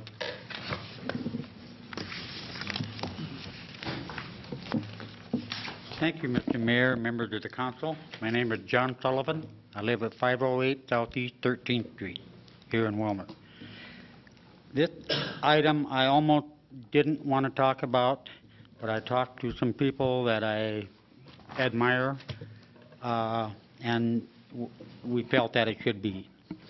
And I'm here tonight to address you about an issue that transpired at the July 16, 2007 regular council meeting. You were asked to give your support for the West Winds Estate Project Southwest Minnesota Housing Partnership. I am not here to discuss the pros or cons of that project. But the way it was handled by the council, in particular Council Member Ron Christensen, I kind of have to work backward to explain my reason for asking the council, and I can't do anything, it's up to you guys. But in asking the council to move to rescind the action which failed to give support of the project on a final 4-3 vote, of which came at the end of the meeting when Mr. Christensen changed his vote from negative to abstention. First, this action was not ratified by unanimous consent of the council as required under Robert's Rules of Order, page 395, which I believe you run your meetings under, which reads as follows. Changing one's vote. A member has a right to change his vote up to the time the result is announced. After that, he can make the change only by the unanimous consent of the assembly, granted without debate. This would be the first reason that the action should be rescinded and the whole issue reopened for reconsideration. Given that Mr. Christensen changed his vote from negative to abstention, also raises an issue of impropriety because of his lengthy discussion of the subject. And I counted 14 minutes on the video when he was questioning Rick, and giving an impassioned debate as to why the project should not have the council's support. I do not know in all honesty, nor can anyone say for a fact, that Mr. Christensen's debate and discussion gave any other council member a reason of doubt for the project, thus prompting a no vote. However, the presumption is there and cannot be ignored. In talking with a staff member, I talked to Mick. The council does not have any set of rules or procedure that you conduct your meetings under, other than Robert's Rules of Order and the Charter. So it was kind of mutually agreed between us that the League of Minnesota Cities Handbook, which I'm assuming most of you have, or all of you should have, would be a good guide for conduct and procedure. In this handbook, under Section 6, page 612, conflicts of interest, paragraph 4, there are also situations where council members may find that they have an interest in a non-contractual decision the council will make. This type of interest does not have to be of a financial nature. These non-contractual matters may include such things as council discussions on zoning, local improvements, and the issuance of licenses. Although not generally prohibited by state law, an interested council member most likely should abstain from participating in the council discussion and from voting on these issues.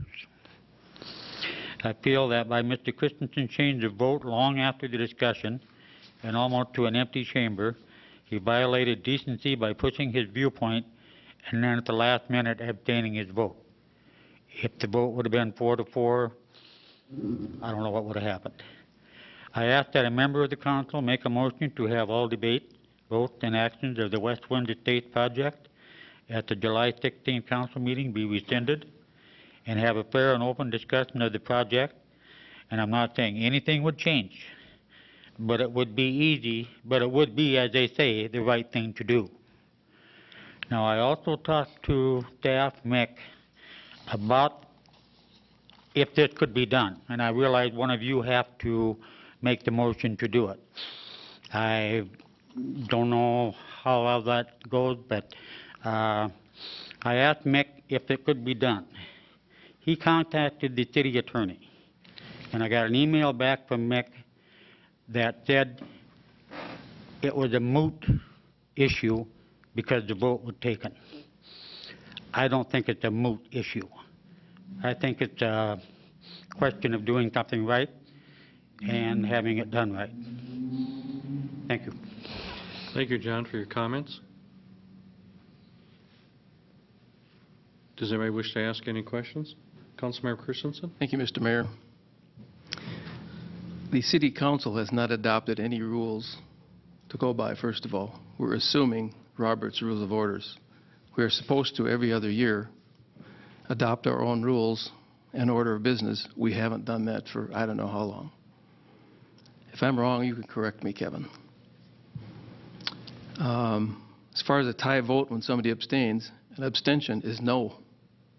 We got a note on that in the mail. As far as compelling somebody to not speak, you can't do that. No matter what my interest or anybody else's interest in any subject.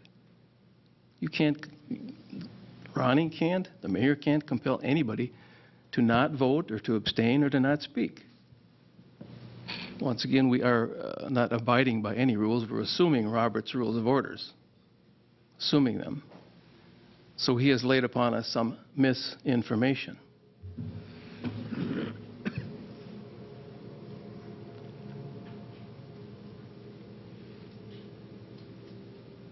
Anyone else? Councilmember Gardner, did you want to say something? Thank you, Mr. Mayor. Would staff clarify for us exactly what we do operate under? I've presumed, as I think Councilmember Christensen is saying, that we operate under Roberts. Is this something that we do need to be making formal declaration of every 2 years at our reorganizational meeting? We went, Mr. Mayor, members of the council, we went back and looked. I don't know how many years you go back, but the only reference that we have found to Robert's Rules of Order is somewhere in the I believe the Zoning Board of Appeals. There's some mention of it there, but I've been here for a long time, and I don't ever recall us at our organizational meeting, which takes place every 2 years, formally adopting Roberts or any other rules. So when did it happen? I don't know, if it happened at all. And then to follow up with that, I'd like to ask the city attorney his opinion, if this is something that is advisable for the council to be doing. I think that's a decision the council has to make. How formal do you want your meetings to be? Do you want a parliamentarian? That's something that's up for discussion for the mayor and the 8 council members to decide. The 30-some years I've been here, Robert's Rules of Order have not been strictly enforced, but if that's the way you want to operate, then that's up to you. Is it your opinion that highly effective boards and councils and commissions do have run better under something like an adoption of whatever it is? It doesn't have to be Roberts, but that's the generally accepted authority.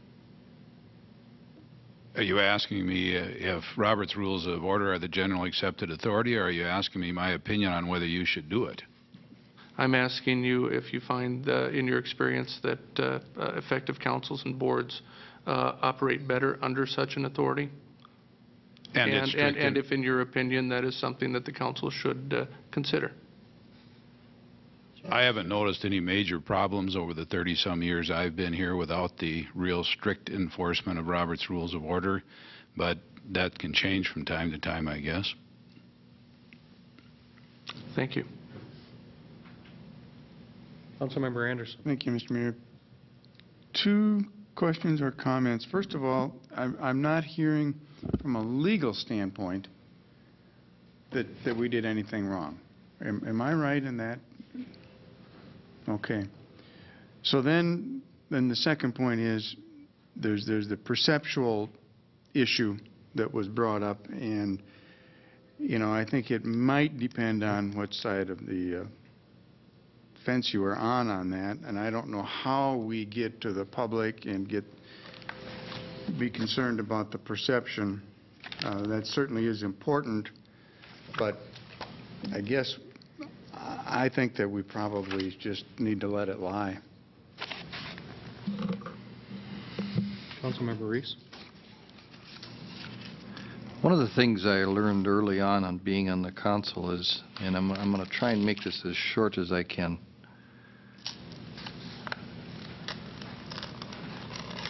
And I learned it from the people that I first served on the council with.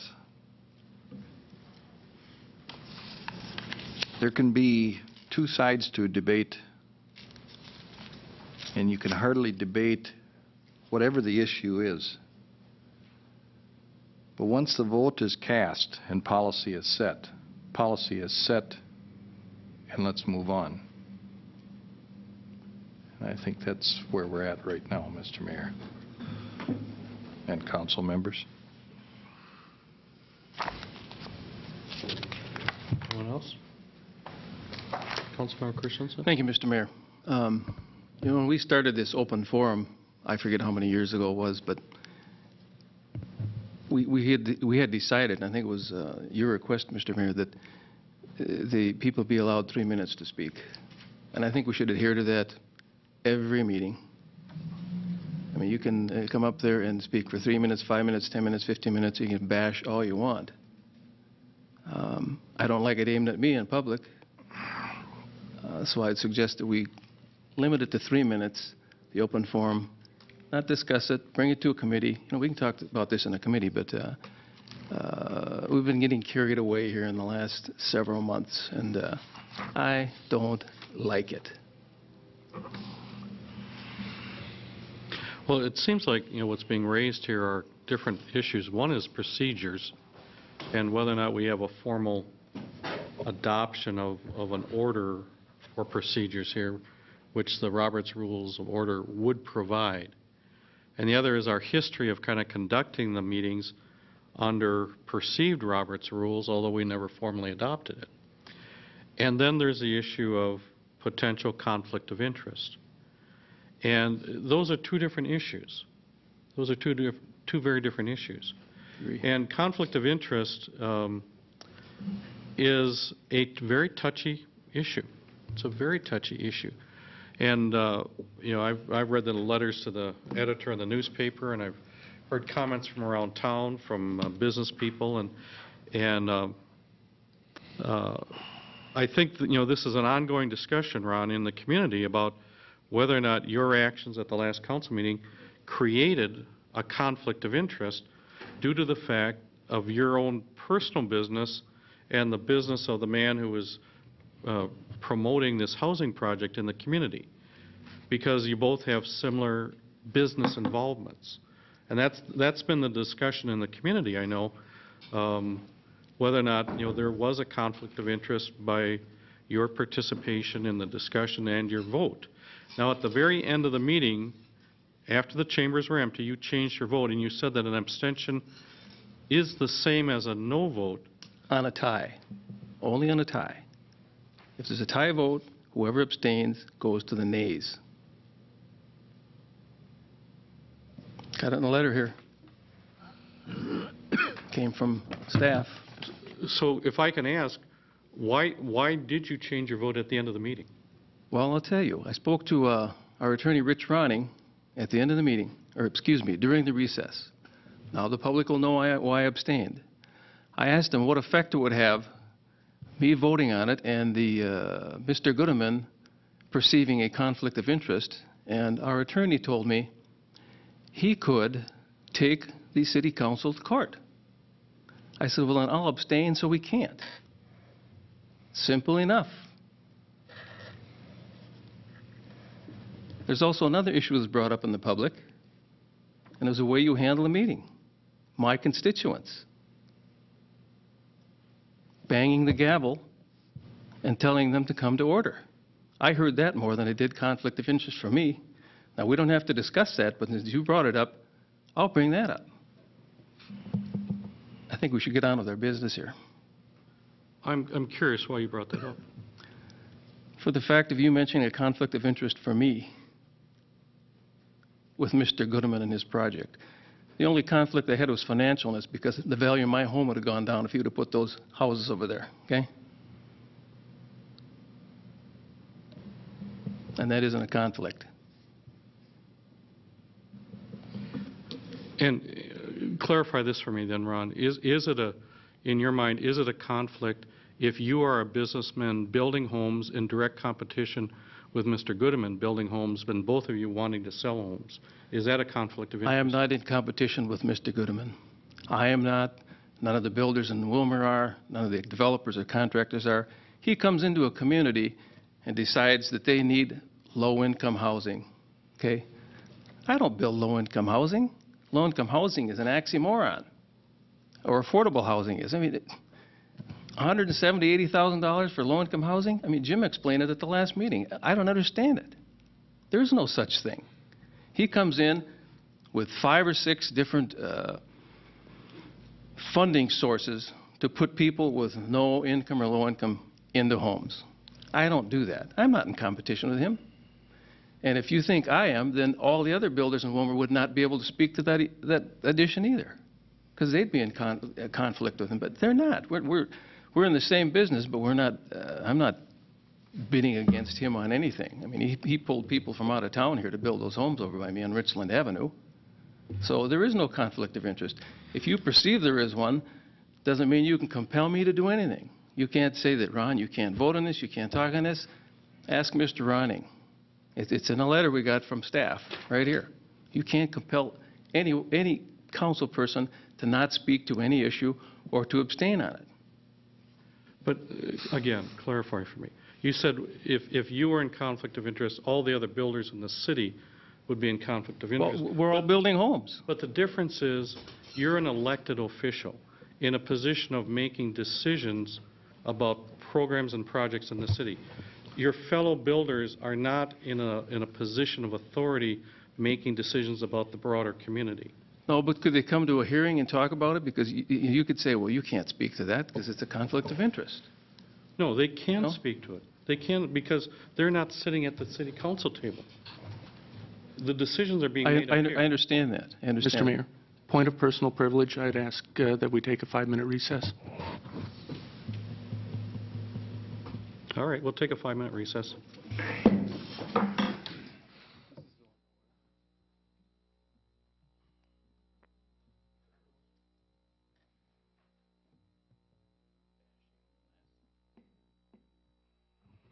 Welcome back to the City Council meeting. The next item on the agenda is the Public Works Safety Committee report for July 24th. Councilmember Reese. Thank you, Mr. Mayor. The first item on the agenda was the request from Infinia Healthcare to close Russell Street Northwest for their annual block party. This is the 8th year that they've done this. This will be August 2nd from 3 to 8 p.m., and it's pretty much the same as they've done in the past. And the committee reviewed it and come with the motion to approve the closing of Russell Street, just a portion of it, for the 8th annual block party. And I would move the recommendation of the committee, Mr. Mayor. Second. We have a motion and a second to approve the closing of a portion of Russell Street for the 8th annual block party for Infinia Nursing Facility. Comment? Those in favor say aye. Aye. Opposed? Carried. The next item was the new technology that was put into our conference rooms and will shortly be put into the council room also. And with that technology, there's better presentation, and as a matter of fact, some of the presentations that will be made to the council here will not be done on a screen anymore. It'll be on a, I believe, a 50-inch LCD, or is it plasma television. I think it's going to be on this wall over here on the south wall, and it'll have a direct feed into our television, so the people at home will be able to see it very vividly. And there's many other capabilities to it, so it's a very nice change, and I think it's going to be an asset to the community. The third item was some change orders to Project 0704. 2 of the change orders for 19th Avenue Street Southeast Street construction. The change orders added a manhole, sanitary sewer, and water main, revised the wearing course from traffic level 2 to traffic level 3. And That would match our overlay project for the remainder of 19th Avenue Southeast, and then also a total change order amounts are $13,461.50 and $11,739.42. So there's two resolutions for these change orders, and I would move to approve the change order. What would it be? For the first one would be for the what is one of them manhole, the sanitary sewer and water main, and then the other one the wearing course? Is that correct? So I will move the changes for the underground. I'll put it that way. Seconds. We have a motion and a second for a change order for underground services in the amount of $13,461.50. Further comment about that? Roll call. Councilmember Anderson. Aye. Gardner. Aye. Dockin. Aye. Fagerly. Aye. DeBleek. Aye. Reese. Aye. Christensen. Aye. 7 ayes, 0 nays. The resolution passes. Then I'll introduce the resolution, Mr. Mayor, for changing the wear course from a 2 to a 3 on 19th Avenue Southeast. Second. We have a motion and a second for a resolution to change the wearing course from level 2 to level 3 on 19th Avenue Southeast, and the amount for that is $11,739.42. Comment? Roll call. Councilmember Gardner. Aye. Dockin. Aye. Fagerly. Aye. DeBleek. Aye. Reese. Aye. Christensen. Aye. Anderson. Aye. 7 ayes, 0 nays. That resolution passes. The fourth item was in regards to the Waterview Business Park also, and Dunnick Brothers, or Dunnick Development Incorporated, have a request to change the completion date for the wear course, which we just changed, of all streets to 2008. And the current agreement states that the wear course for a portion of 5th Street and 24th Avenue were to be paved by June 30th, 2007, with the remainder to be paved by June 15th, 2008. Staff concurred with the request with the condition that no extra cost be incurred by the city for temporary striping, traffic control, tapering joints for snow plowing, or any other expenses related to leaving the wear course off for this year. The committee is recommending that a memorandum of understanding be drafted and signed by both parties to amend the developers agreement to reflect this change.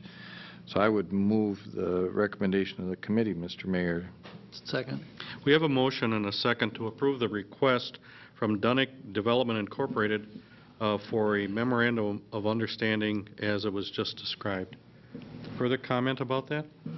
Kevin, is that a roll call? No. Those in favor say aye. Aye. Aye. Opposed? Carried. Next item was in regards to our wastewater treatment plant and our relocation project. And Craig Holmes from Donahue and Associates was at our meeting giving us our June monthly report, which we'll get another report here very shortly.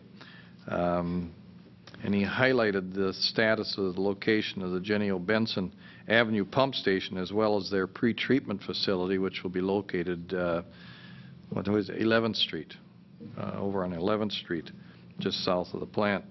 He also updated the committee on the status of access to properties west of County Road 5 for the construction of the main interceptor line. The overall design of the new facility is near 75%. And should be complete in late August. The phase 1 of the southern interceptor construction was completed as of the meeting date. The next item was in regards to the ultimate fighting discussion that we've had in the past, and our chief of police, Mr. Colsett, informed the committee that he had met with 3 individuals who had expressed concern over the definition of ultimate fighting at our May hearing on the proposed ordinance, which would have banned ultimate or mixed martial art fighting.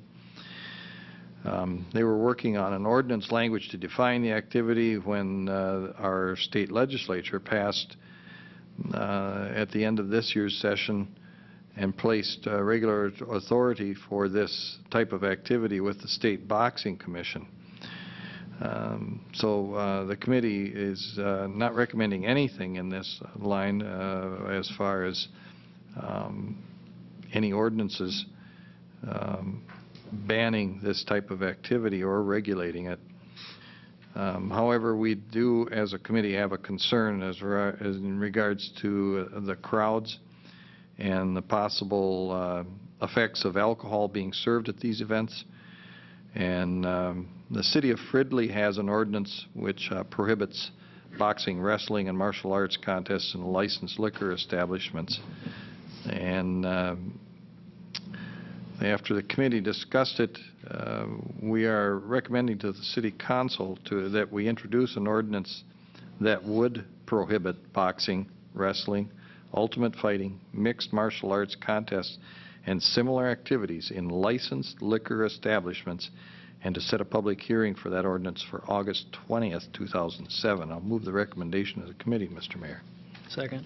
We have a motion and a second to introduce an ordinance prohibiting boxing, wrestling, ultimate fighting, mixed martial arts contests, and similar activities in licensed liquor establishments, and set a public hearing for August 20th, 2007. Further comment? I think we've all got a copy of the draft here, which was not in our packet but was passed out this evening, left on the table for you.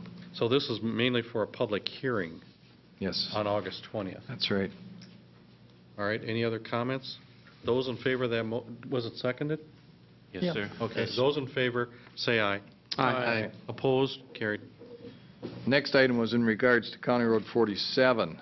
And 47 is the new street, highway, county road that'll be put through the old airport. And the county took bids on this project on June 10th. And there were 5 bidders. The low bid came in below the engineer's estimate, resulting in a savings to the city of $480,000. So competition was very good. And I think we can be very pleased in that. So, Mr. Mayor and Council, I would introduce a resolution that we reflect the bid changes in the budget and revise the budget accordingly. Second. We have a motion and a second to revise the budget for County Road 47 and revise it according to the bids. Further comment about that? Councilmember Anderson? Thank you, Mr. Mayor. Is this an amount that we share with the county, or is this the city's portion? Because it's The overall savings to the project as a result of the bids was in the neighborhood of $1 million, and this represents the city's share of that. Okay. Wow. Thank you. Anyone else? Roll call. Councilmember Dockin. Aye. Fagerly. Aye. DeBleek. Aye. Reese. Aye.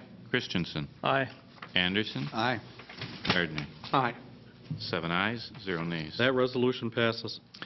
Our staff has completed the plans and specs for the trail system extension along Civic Center Drive from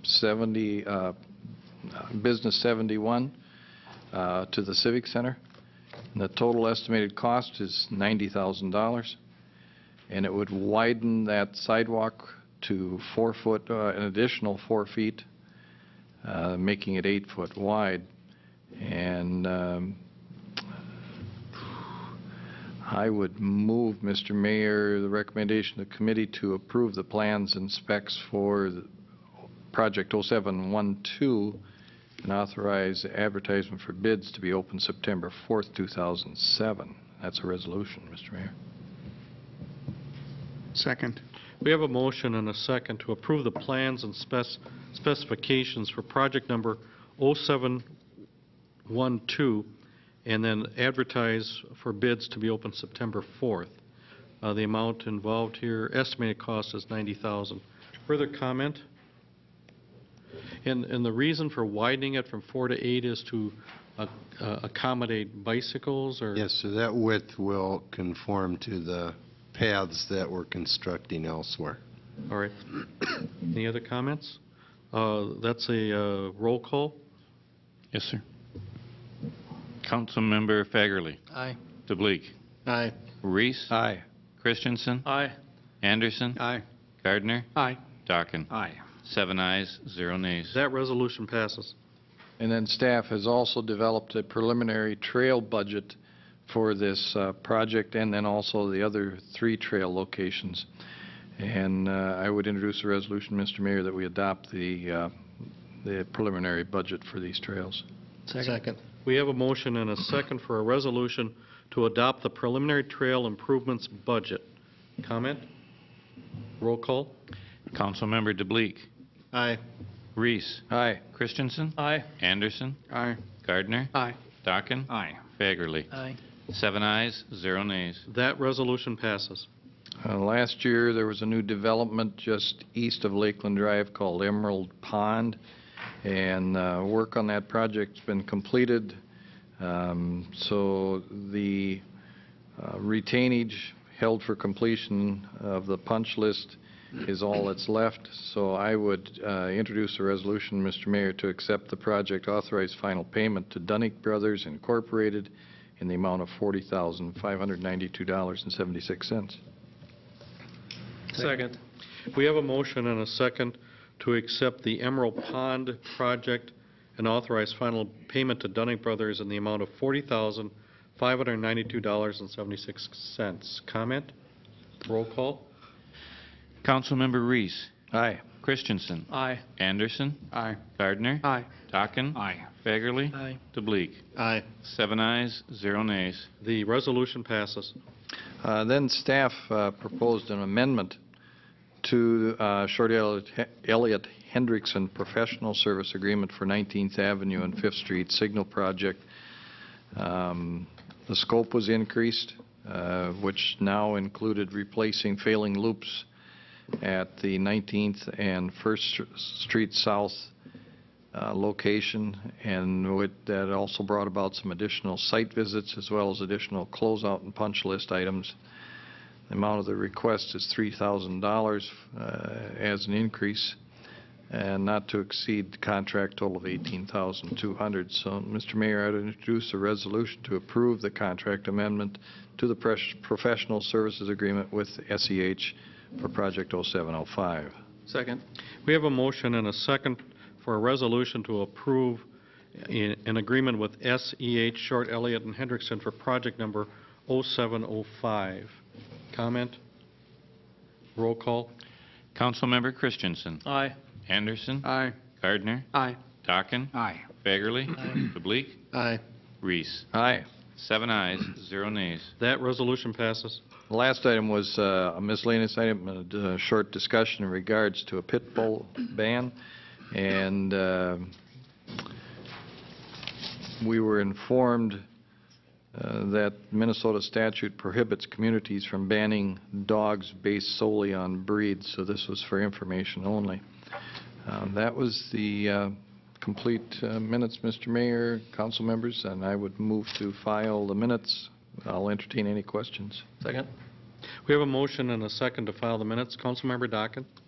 Thank you, Mr. Mayor. I just wanted to ask a question about 3rd Street Southeast. We're now in September, and school starts, or in August, school starts in September. Do we know when it's going to be completed?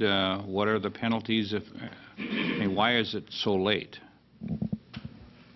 Councilman Dockin, members of the council, the schedule that we have is that 3rd Street they started on 10th, they're going to move to 6th and then 3rd is from what I understand. Now, why is it so late? They're given till the 1st of November to complete the project. And we don't dictate which street that they start on. Okay. And it has to be totally completed by the 1st of November? Except for the final wear course, they can complete by the middle of June next year. Okay. We have some rainy weeks between now and November, right? That's correct. Okay. And is there a penalty if they don't? There is a liquidated damages and in the setup in the contract. Okay. Thank you, Mr. Mayor. All right. Mr. Mayor, I think we should point out, though, that construction days that are impeded by rainfall, there are considerations given in those completion dates, just so we understand that. Thank you, Mick. Doug, on this pit bull, was this brought forward by some citizens to ban pit bulls, or where did this discussion come? No, Councilmember Dockett had some questions at one of our last meetings, so it was brought up again, and we had the discussion, and we were informed by staff that Minnesota statute disallows us from banning a particular breed. If I could ask our city attorney, Rich, do you know the rationale at all for why the state would have a law like that? Do you know anything about this? Banning a, one breed of... Why the state would have a statute that prohibits a municipality from Yes. prohibiting one single breed? Yeah. Because I don't think the evidence is there to support that any breed in and of itself is potentially dangerous. It's who owns them and how they treat them and how they train them. Okay. All right, thank you.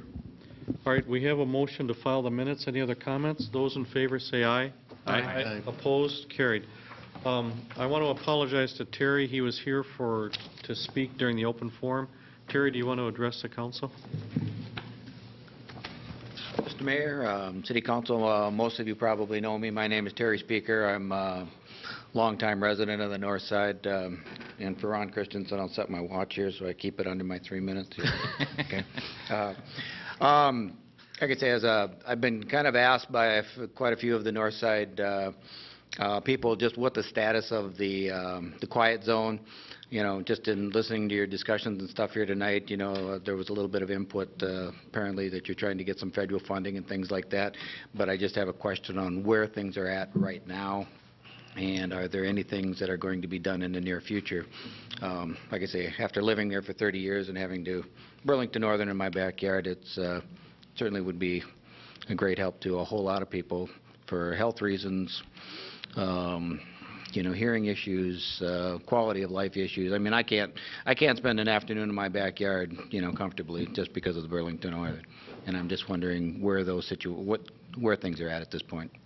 Mick, do you want to help us? Mr. Mayor and members of the council, in response to Mr. Speaker's question, and for the benefit of others that live on the north side and concerned about the quiet zones, the City Council commissioned a study about 3 months ago looking at or trying to determine the effectiveness of different ways of developing quiet zones and developing some estimated costs as well. We were told at the time that the results would be made available to us in about 90 days. We, in fact, have received a draft of that study, which analyzes all of the railroad crossings throughout the city and talks about and presents different ideas and recommendations for each of the intersections because they vary. Some intersections are one track, others are multiple tracks, and different types of safety measures are required for these different intersections because of the number of tracks involved. We expect to have that study completed. We've had a chance to review it and comment, and I expect that we'll receive the final report here shortly, at which time it was our intent to share that information with the community,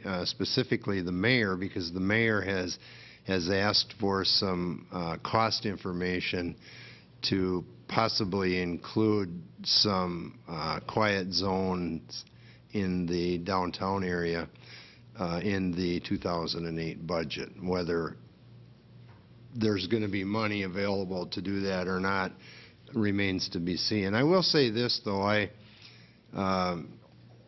At first blush, the costs to complete any of the proposed quiet zones wasn't as high as I had expected.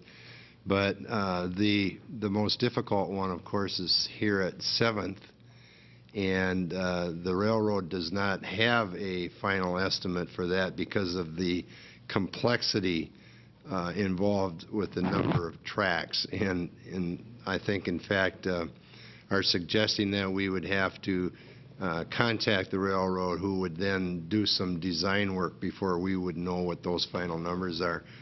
7th Street could be perhaps the most expensive to complete, and I don't really want to speculate on a number right now until we get that final report. All right. That's where we're at, Terry. Okay. Just in light of that, I appreciate the information. I know you said that you were kind of looking at all the different, the intersections and stuff here in town. I guess if obviously, the two main ones that probably have the greatest impact in Willmar is the 7th Street and the 10th Street crossing.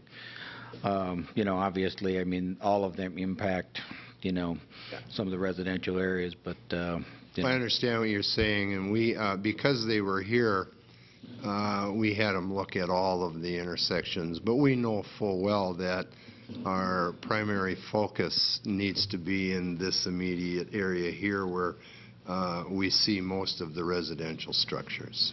Okay. Be nice if this could be finished before I'm old and deaf. I'd appreciate it. So thank you for your time. Terry, thank you for your comments. We will now move on to the Labor Relations Committee report. Councilmember Gardner. Thank you, Mr. Mayor. Item number 1, Police Chief Culsett presented to the committee proposed revisions to the Police Civil Service Commission rules and regulations. These changes are intended to conform to Minnesota statutes, and they were recommended to us by the Police Commission. Following discussion, a motion was made, seconded, and passed for the following, and I move the recommendation of the committee to approve the revisions to the Police Civil Service Commission rules and regulations as proposed. Second. We have a motion and a second for a revision to the Police Civil Service Commission rules and regulations as proposed. Comment? Those in favor of that motion say aye. Aye. Opposed? Carried.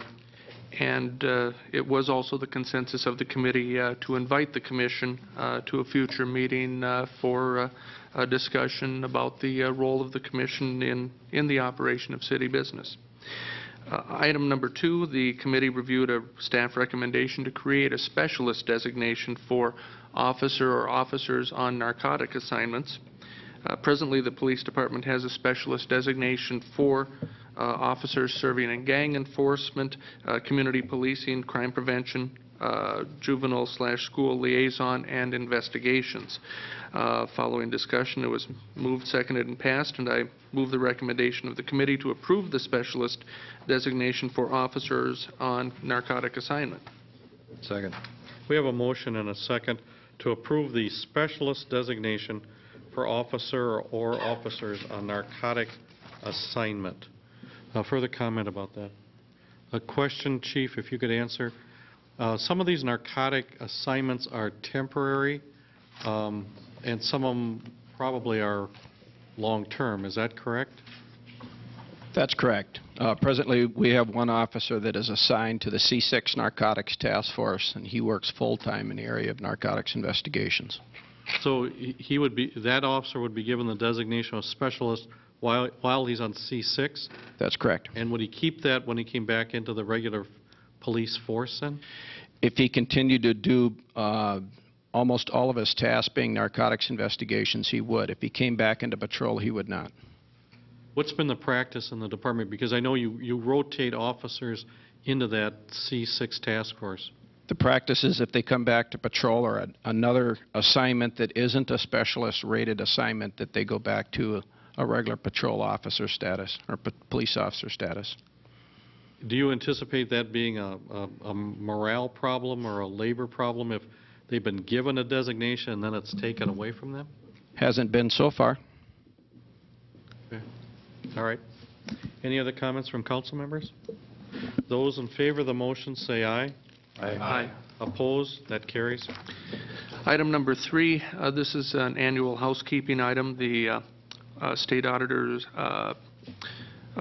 statement of position on out-of-state travel policies requires that we review our local policies regarding out-of-state travel and that any changes to the policy be approved by a recorded vote and following review of the city's current policy, it was moved, seconded, and passed, and I move the recommendation of the committee to approve of a revised out-of-state travel policy for the mayor and city council.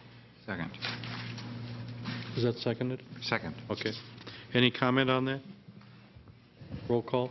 Councilmember Anderson. Aye. Gardner. Aye. Stockin. Aye. Fagerly. Aye. DeBleek. Aye. Reese. Aye. Christensen. Aye.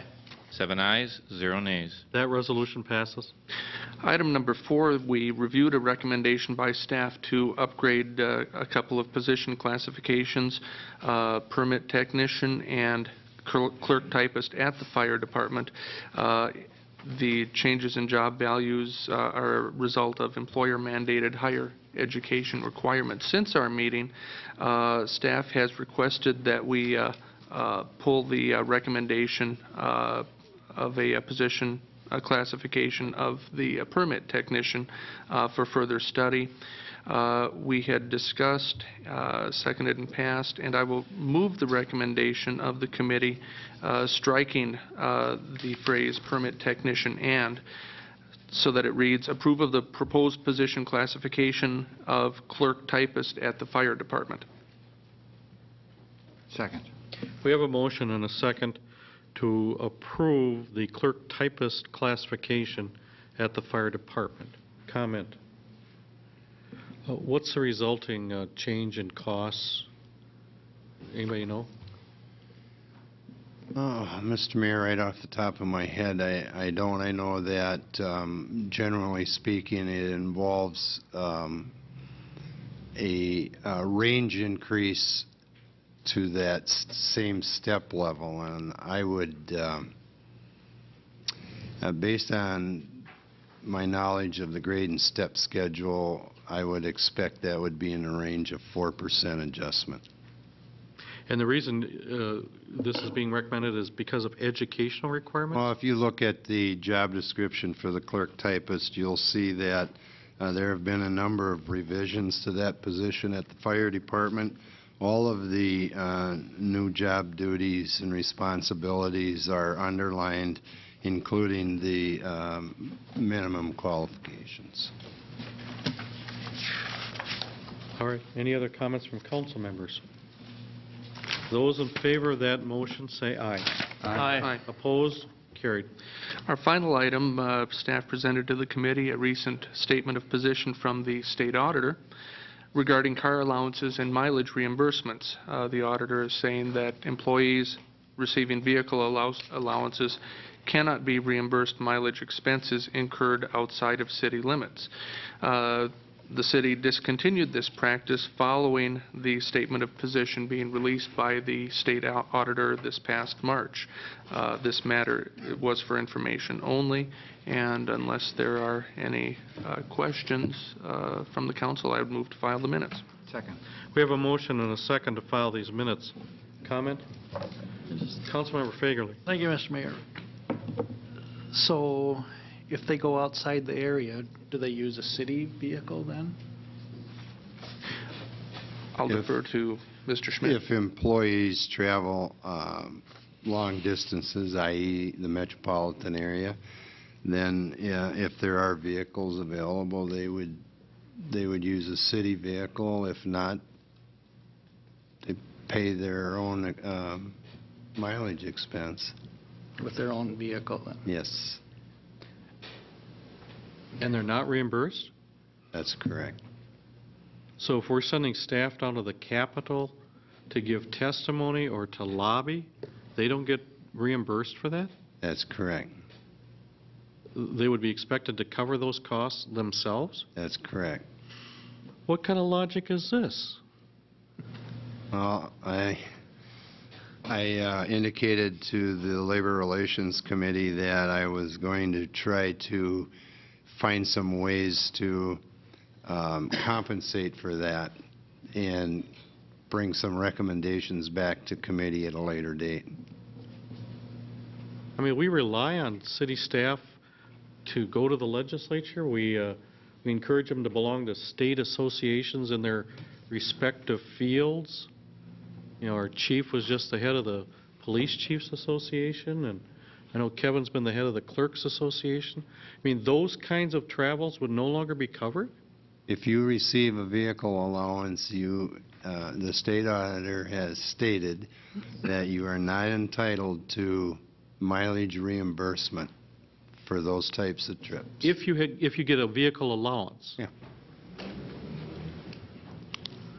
So if they drive their own vehicle. The vehicle allowance really is intended to compensate employees for the use of their vehicles within the corporate limits for their day-to-day operations and business.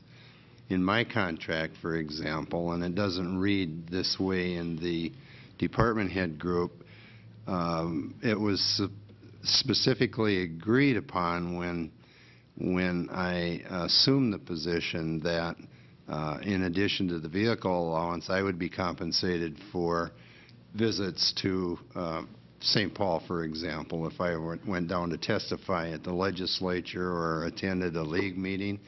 The state auditor has since offered a position statement that would not allow that practice to continue, and we have stopped it.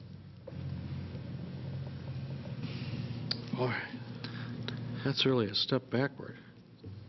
Does that include the hospital and MUC too? Or just the city proper? That would, yeah, I would think that because they are part of the city, that same would apply to those organizations as well. And the county, the public officials. Is it elected officials or employees? Anyone receiving a vehicle allowance is the determining factor.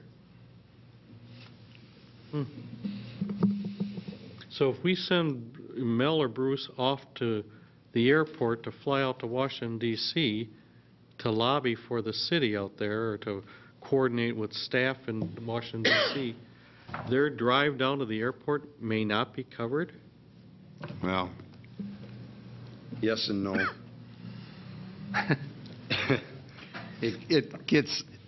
Sometimes it gets kind of bizarre, but in the scenario that you just presented, I suspect that because we wouldn't necessarily want to tie up one of our city vehicles for that period of time. Right. Mel would drive his personal vehicle, at which point he could be reimbursed for those expenses because he doesn't receive a vehicle allowance because he's assigned a vehicle. If I were to send Bruce Peterson by himself, he would have to pay his own way, or if we didn't want him to tie up a city vehicle. All right. This was for information only, right? That's correct. Well, what strikes me is, the League of Minnesota Cities, the Coalition of Greater Minnesota Cities, they all rely so heavily on city staff to provide information and committee involvement, lobbying at the legislature, testifying at the legislature, because city staff are the ones who are most equipped to do that. And this seems to be a real roadblock to utilizing city staff. All right, that's for information only. Did you file the minutes? Or did you? It's been moved and seconded. All right, anything else? Those in favor of filing the minutes say aye. Aye. Opposed? Carried. Next are the, you said 14 is off the agenda, Kevin? Yes, sir. Okay. That'll be taken up at another time or through committee work. Number 15, consideration of off-sale liquor license Walmart stores. Kevin. Mayor Heike, members of the council, as you know, the Walmart Supercenter is nearing its completion, and on one side of the building there is a liquor box, as we call it, compliant with state law, to be separated. Walmart has made the proper off-sale liquor application, and all things seem to be in order. It is staff's recommendation that you approve the off-sale liquor license for Walmart. Council? So move. Second.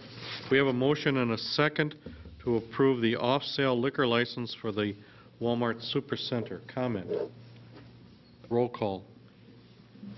Councilmember Gardner, Aye. Dockin, Aye. Fagerly, Aye. DeBleek, Aye. Reese, Aye. Christensen, Aye. Anderson. Aye. 7 ayes, 0 nays. That motion carries. Next is a consideration of a request for reapportionment of special assessments. Bruce, can you explain that, please?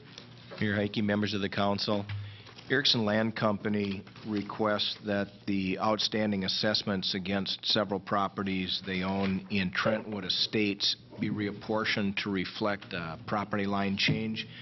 2 lots are being combined, and part of a 3rd lot is being added to that, which necessitates that the balance of outstanding assessments be recalculated for the resulting parcels.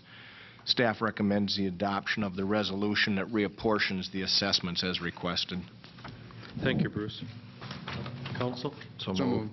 We have a motion and a second to adopt the resolution reapportioning the assessments as requested by Erickson Land Company. Comment. Bruce, is he combining lots because he's going to build something different on combined lots?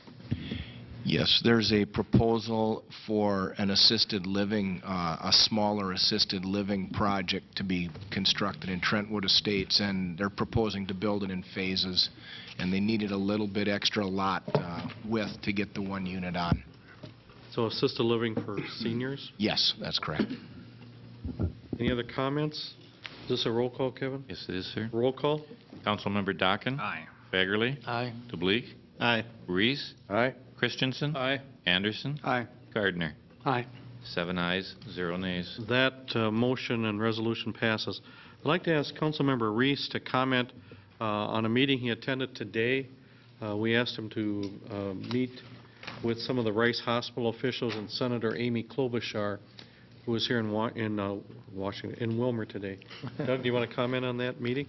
Well, it was attended by doctors from family practice and from affiliated community medical center, by staff at Rice Hospital, by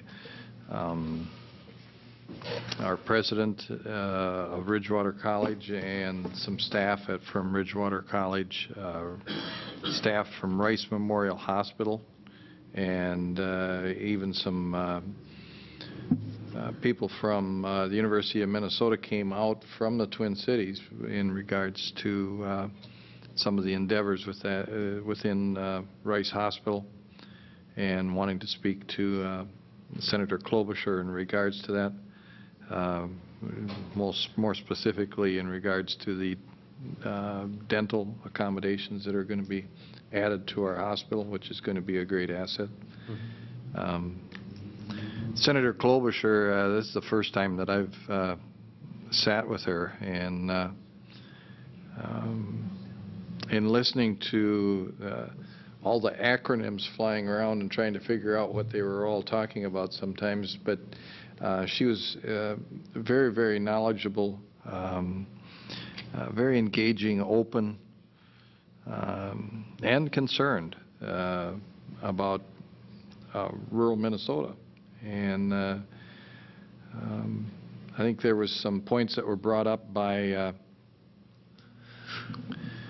each facility and each representative that she's taking back to Washington with her. And I think I even mentioned to her that some of the legislation that they're facing, and being careful on how it affects some of the rural hospitals. There was a representative there from, I don't even remember the group, but it's a rural hospital representative. And there was some discussion in regards to the smaller hospitals, and we're kind of caught between. We're not a huge hospital, but we're kind of caught between in regards to some of the legislation. And I just mentioned to her that Rice Hospital being a city-owned hospital owned by our taxpayers, we, as the city council and the mayor, watch very closely and are concerned in regards to the viability of our hospital and how that reflects on our community and our taxpayers. And she said that she heard us loud and clear, and I thought that it was a very good meeting and very interesting, and I was impressed by her. Good. Well, thank you for representing the council and my office there. I appreciate My pleasure. that. All right, we're now down to announcements. Before I go to the individual committee meetings, we have an announcement here from our Willmar Police Department that there's going to be a cookout and a safety fair for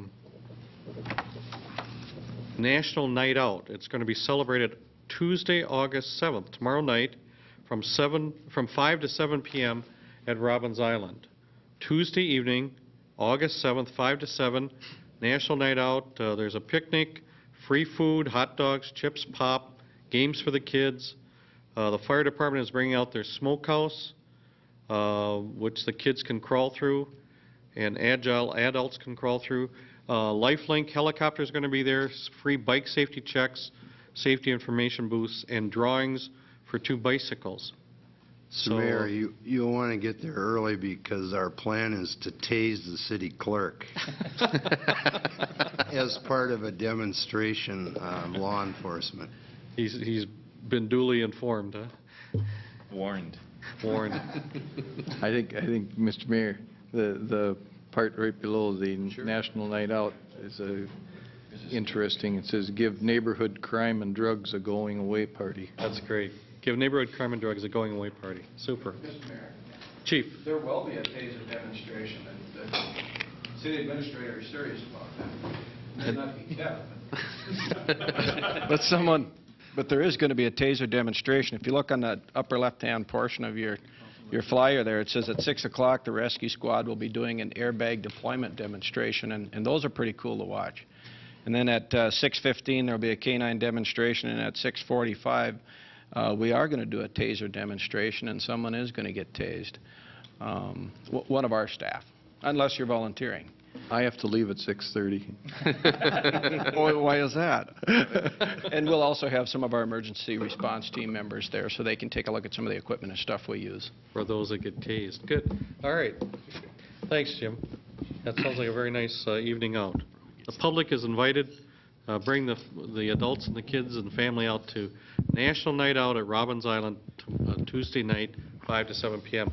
I also want to comment on 2 efforts that our Park Recreation Education Department were involved in. This summer they ran a program called Passport to Recreation, in which they encouraged citizens, kids, teenagers to visit a variety of recreational programs and facilities, and then they had a passport that could be signed off on. And at the end of the plan, which was July, it went for 1 month, from July 1st to the 31st.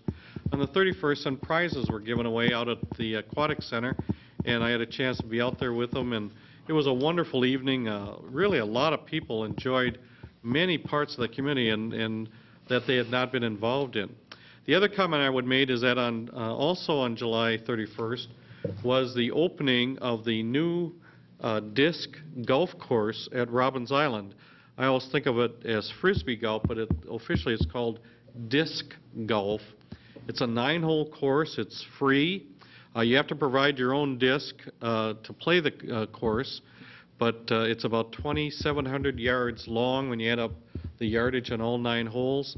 It's a wonderful way to enjoy Robbins Island. You go all over the park, both the flat areas and the hills, and you're playing in and around and under trees, and it's just a very nice way to enjoy the park and enjoy a new kind of lifetime sport.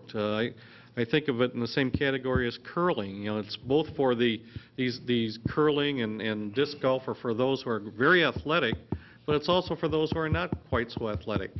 And both are very good ways to enjoy a new activity and bring your family and friends. I know some business groups go out after work. Some church youth groups are going out there. Families are going out there. At the dedication on the 31st, we must have had over 300 people there. So Steve Brizendine and his staff have done a very good job. Steve, you want to add any more comments about this or how it's going? No, you've covered it. It's well attended. every day. And those discs, where do people get discs if they want to get them? Many of the sporting goods stores in the community have those. Play It Again was a very gracious sponsor for us for that activity. They've got packages for sale there, and as you stated, the discs are not just the Frisbee. There are discs that they throw for the drive. There are discs they throw to throw one left to right swing or right to left swing, and then another disc to use as a putter, so the last shot into the basket. So it's a very interesting sport, and for all ages and all abilities. So There's it's a tournament coming in? Yes, Saturday, August 25th, we're going to have our first annual disc golf tournament at the island, and we're hopeful of having great attendance at that. We'll have 3 different age categories for both males and females, so it'll be an exciting day.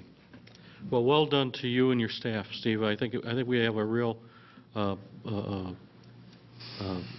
winning activity there. I think the public will very much enjoy this. Yes, it's not like regular golf that it takes 2 to 4 hours to play. It's a much quicker game, and the kids seem to be, and all ages seem to be enjoying that so far. Good. Thank you. All right. Council committee meeting dates. Finance. You know, the Finance Committee is going to meet. We're going to meet Monday, the 13th, 4:45. August 13th, City Finance Committee, 4:45. Public Safety, Public Works. Public Safety, Public Works will be meeting next Tuesday, the 14th at 4:45. And Mr. Mayor, as long as I'm announcing it, I am going to be out of town next week, so I have to ask Mr. Christensen to chair the meeting and Mr. Dockin to attend on my behalf. So. All right. Public Works, Public Safety, August 14th, 4:45. Labor? No meeting, Mr. Mayor. Community Development? Yeah, Community Development will meet on August 15th, 4:45. Community Development, August 15th, 4:45. I'd say that is a Wednesday. Wednesday, all right. Monday, Tuesday, Wednesday. Any other announcements from council members here? Anything else? Steve? Thank you, Mr. Mayor. I'd like to go back, if I could, for just a moment regarding the some of the discussion that we've had here tonight regarding parliamentary procedure. I know we bring it up at a committee meeting. Yeah, we don't need to discuss it tonight. Well, and that's one of the things that I was going to suggest, was that we do that. I would like to move that the current edition of Robert's Rules of Orders, newly revised, be adopted as the parliamentary authority of the City Council of the City of Willmar, and I would not object to that proposal being moved to committee. So that's a motion. Is there a second? Second. We have a motion and a second to adopt the Robert Rules of Order, but also move it to a committee for what? For discussion or what? Which committee? I suspect that Labor. we can handle it under labor, sure. Mick? Well, I'm not clear on the motion. I'm not either. Are you doing both? You're suggesting that the motion is the motion is to adopt Robert's Rules as our parliamentary authority. That's what the motion is. I'm telling the council that I would not object to this being moved to committee, and I'm certain that we could entertain that under a separate motion. Okay, if we adopt it, why would we move it to a committee? I think. Why would, if you adopt it, why do you move it to committee then? You don't. You'd have to move to table and move it on or something. You get a That's motion what in a second now. Okay, so the motion is to adopt the Robert's Rules of Order, Mm-hmm. and that's been seconded. All right, that's the motion. Just to adopt the Robert's Rules of Order. Comment? Those Yeah, I'll make a comment, Mr. Mayor. Thank you. Sure. This is probably something that should be discussed at one of our special meetings. I mean, to sit here and adopt it tonight, we don't have the book in front of us. We don't know what it says. For all we know, there's something in there that we might not agree with. I mean, it's absolutely foolish to be voting on this or to vote this up tonight. It's just foolish. And if you don't agree with me, then vote for this thing, but that's ridiculous. Any other comments? Councilmember Fagerly. If we have a problem, we should probably address it at a retreat. It's been 30-some years that we've been operating the way it's been. it's been fine except for the last couple of months, so what does that say? All right. Do you want to make an amendment, Rick, or? No, we can vote on it tonight. Okay. But the motion is to adopt the Roberts rules tonight. But you're saying move it to a council retreat. All right. Other comments?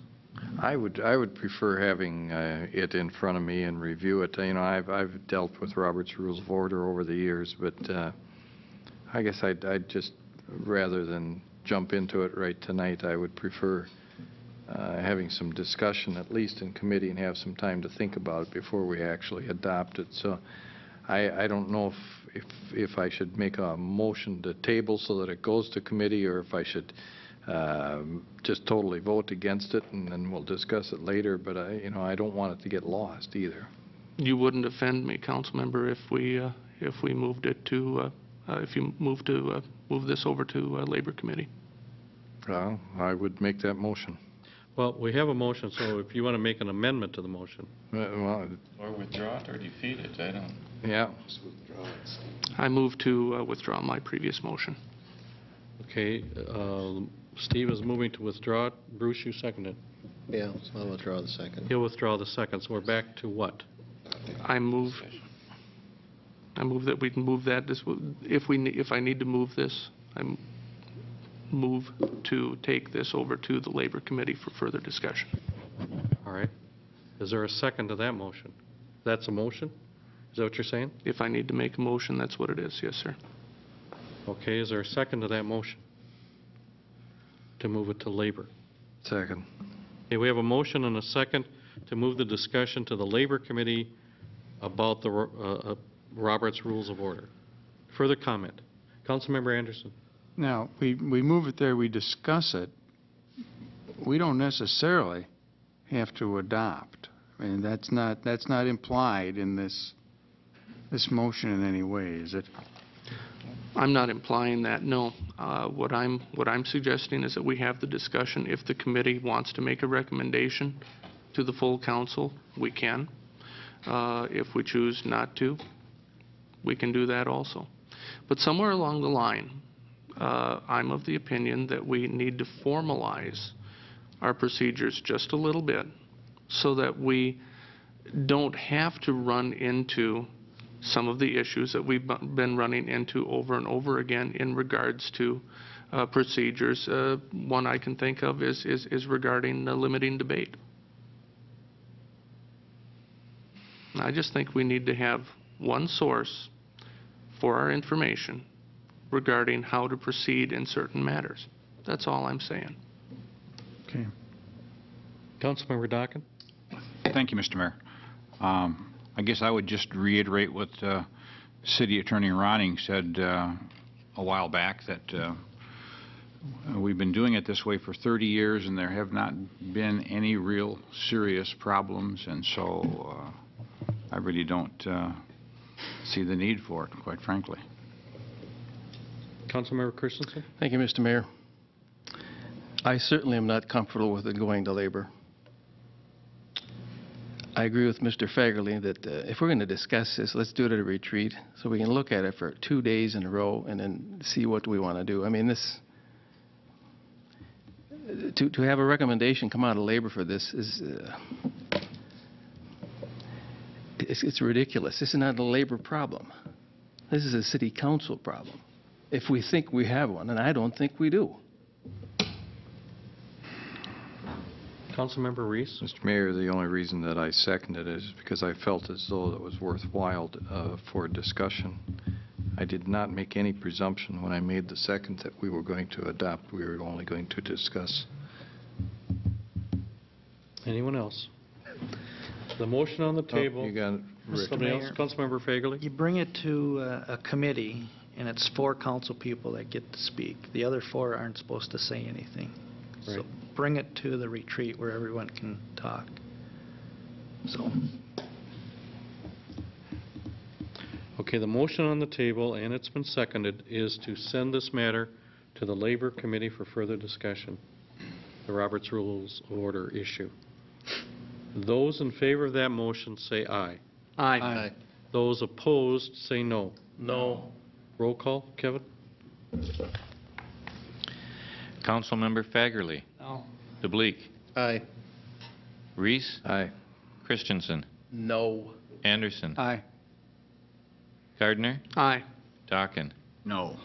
4 ayes, 3 nays. The motion passes. The issue will be sent to the Labor Committee for further discussion. Anything else to come before the council tonight? If not, is there a motion to adjourn? So move. Is there a second? We are adjourned.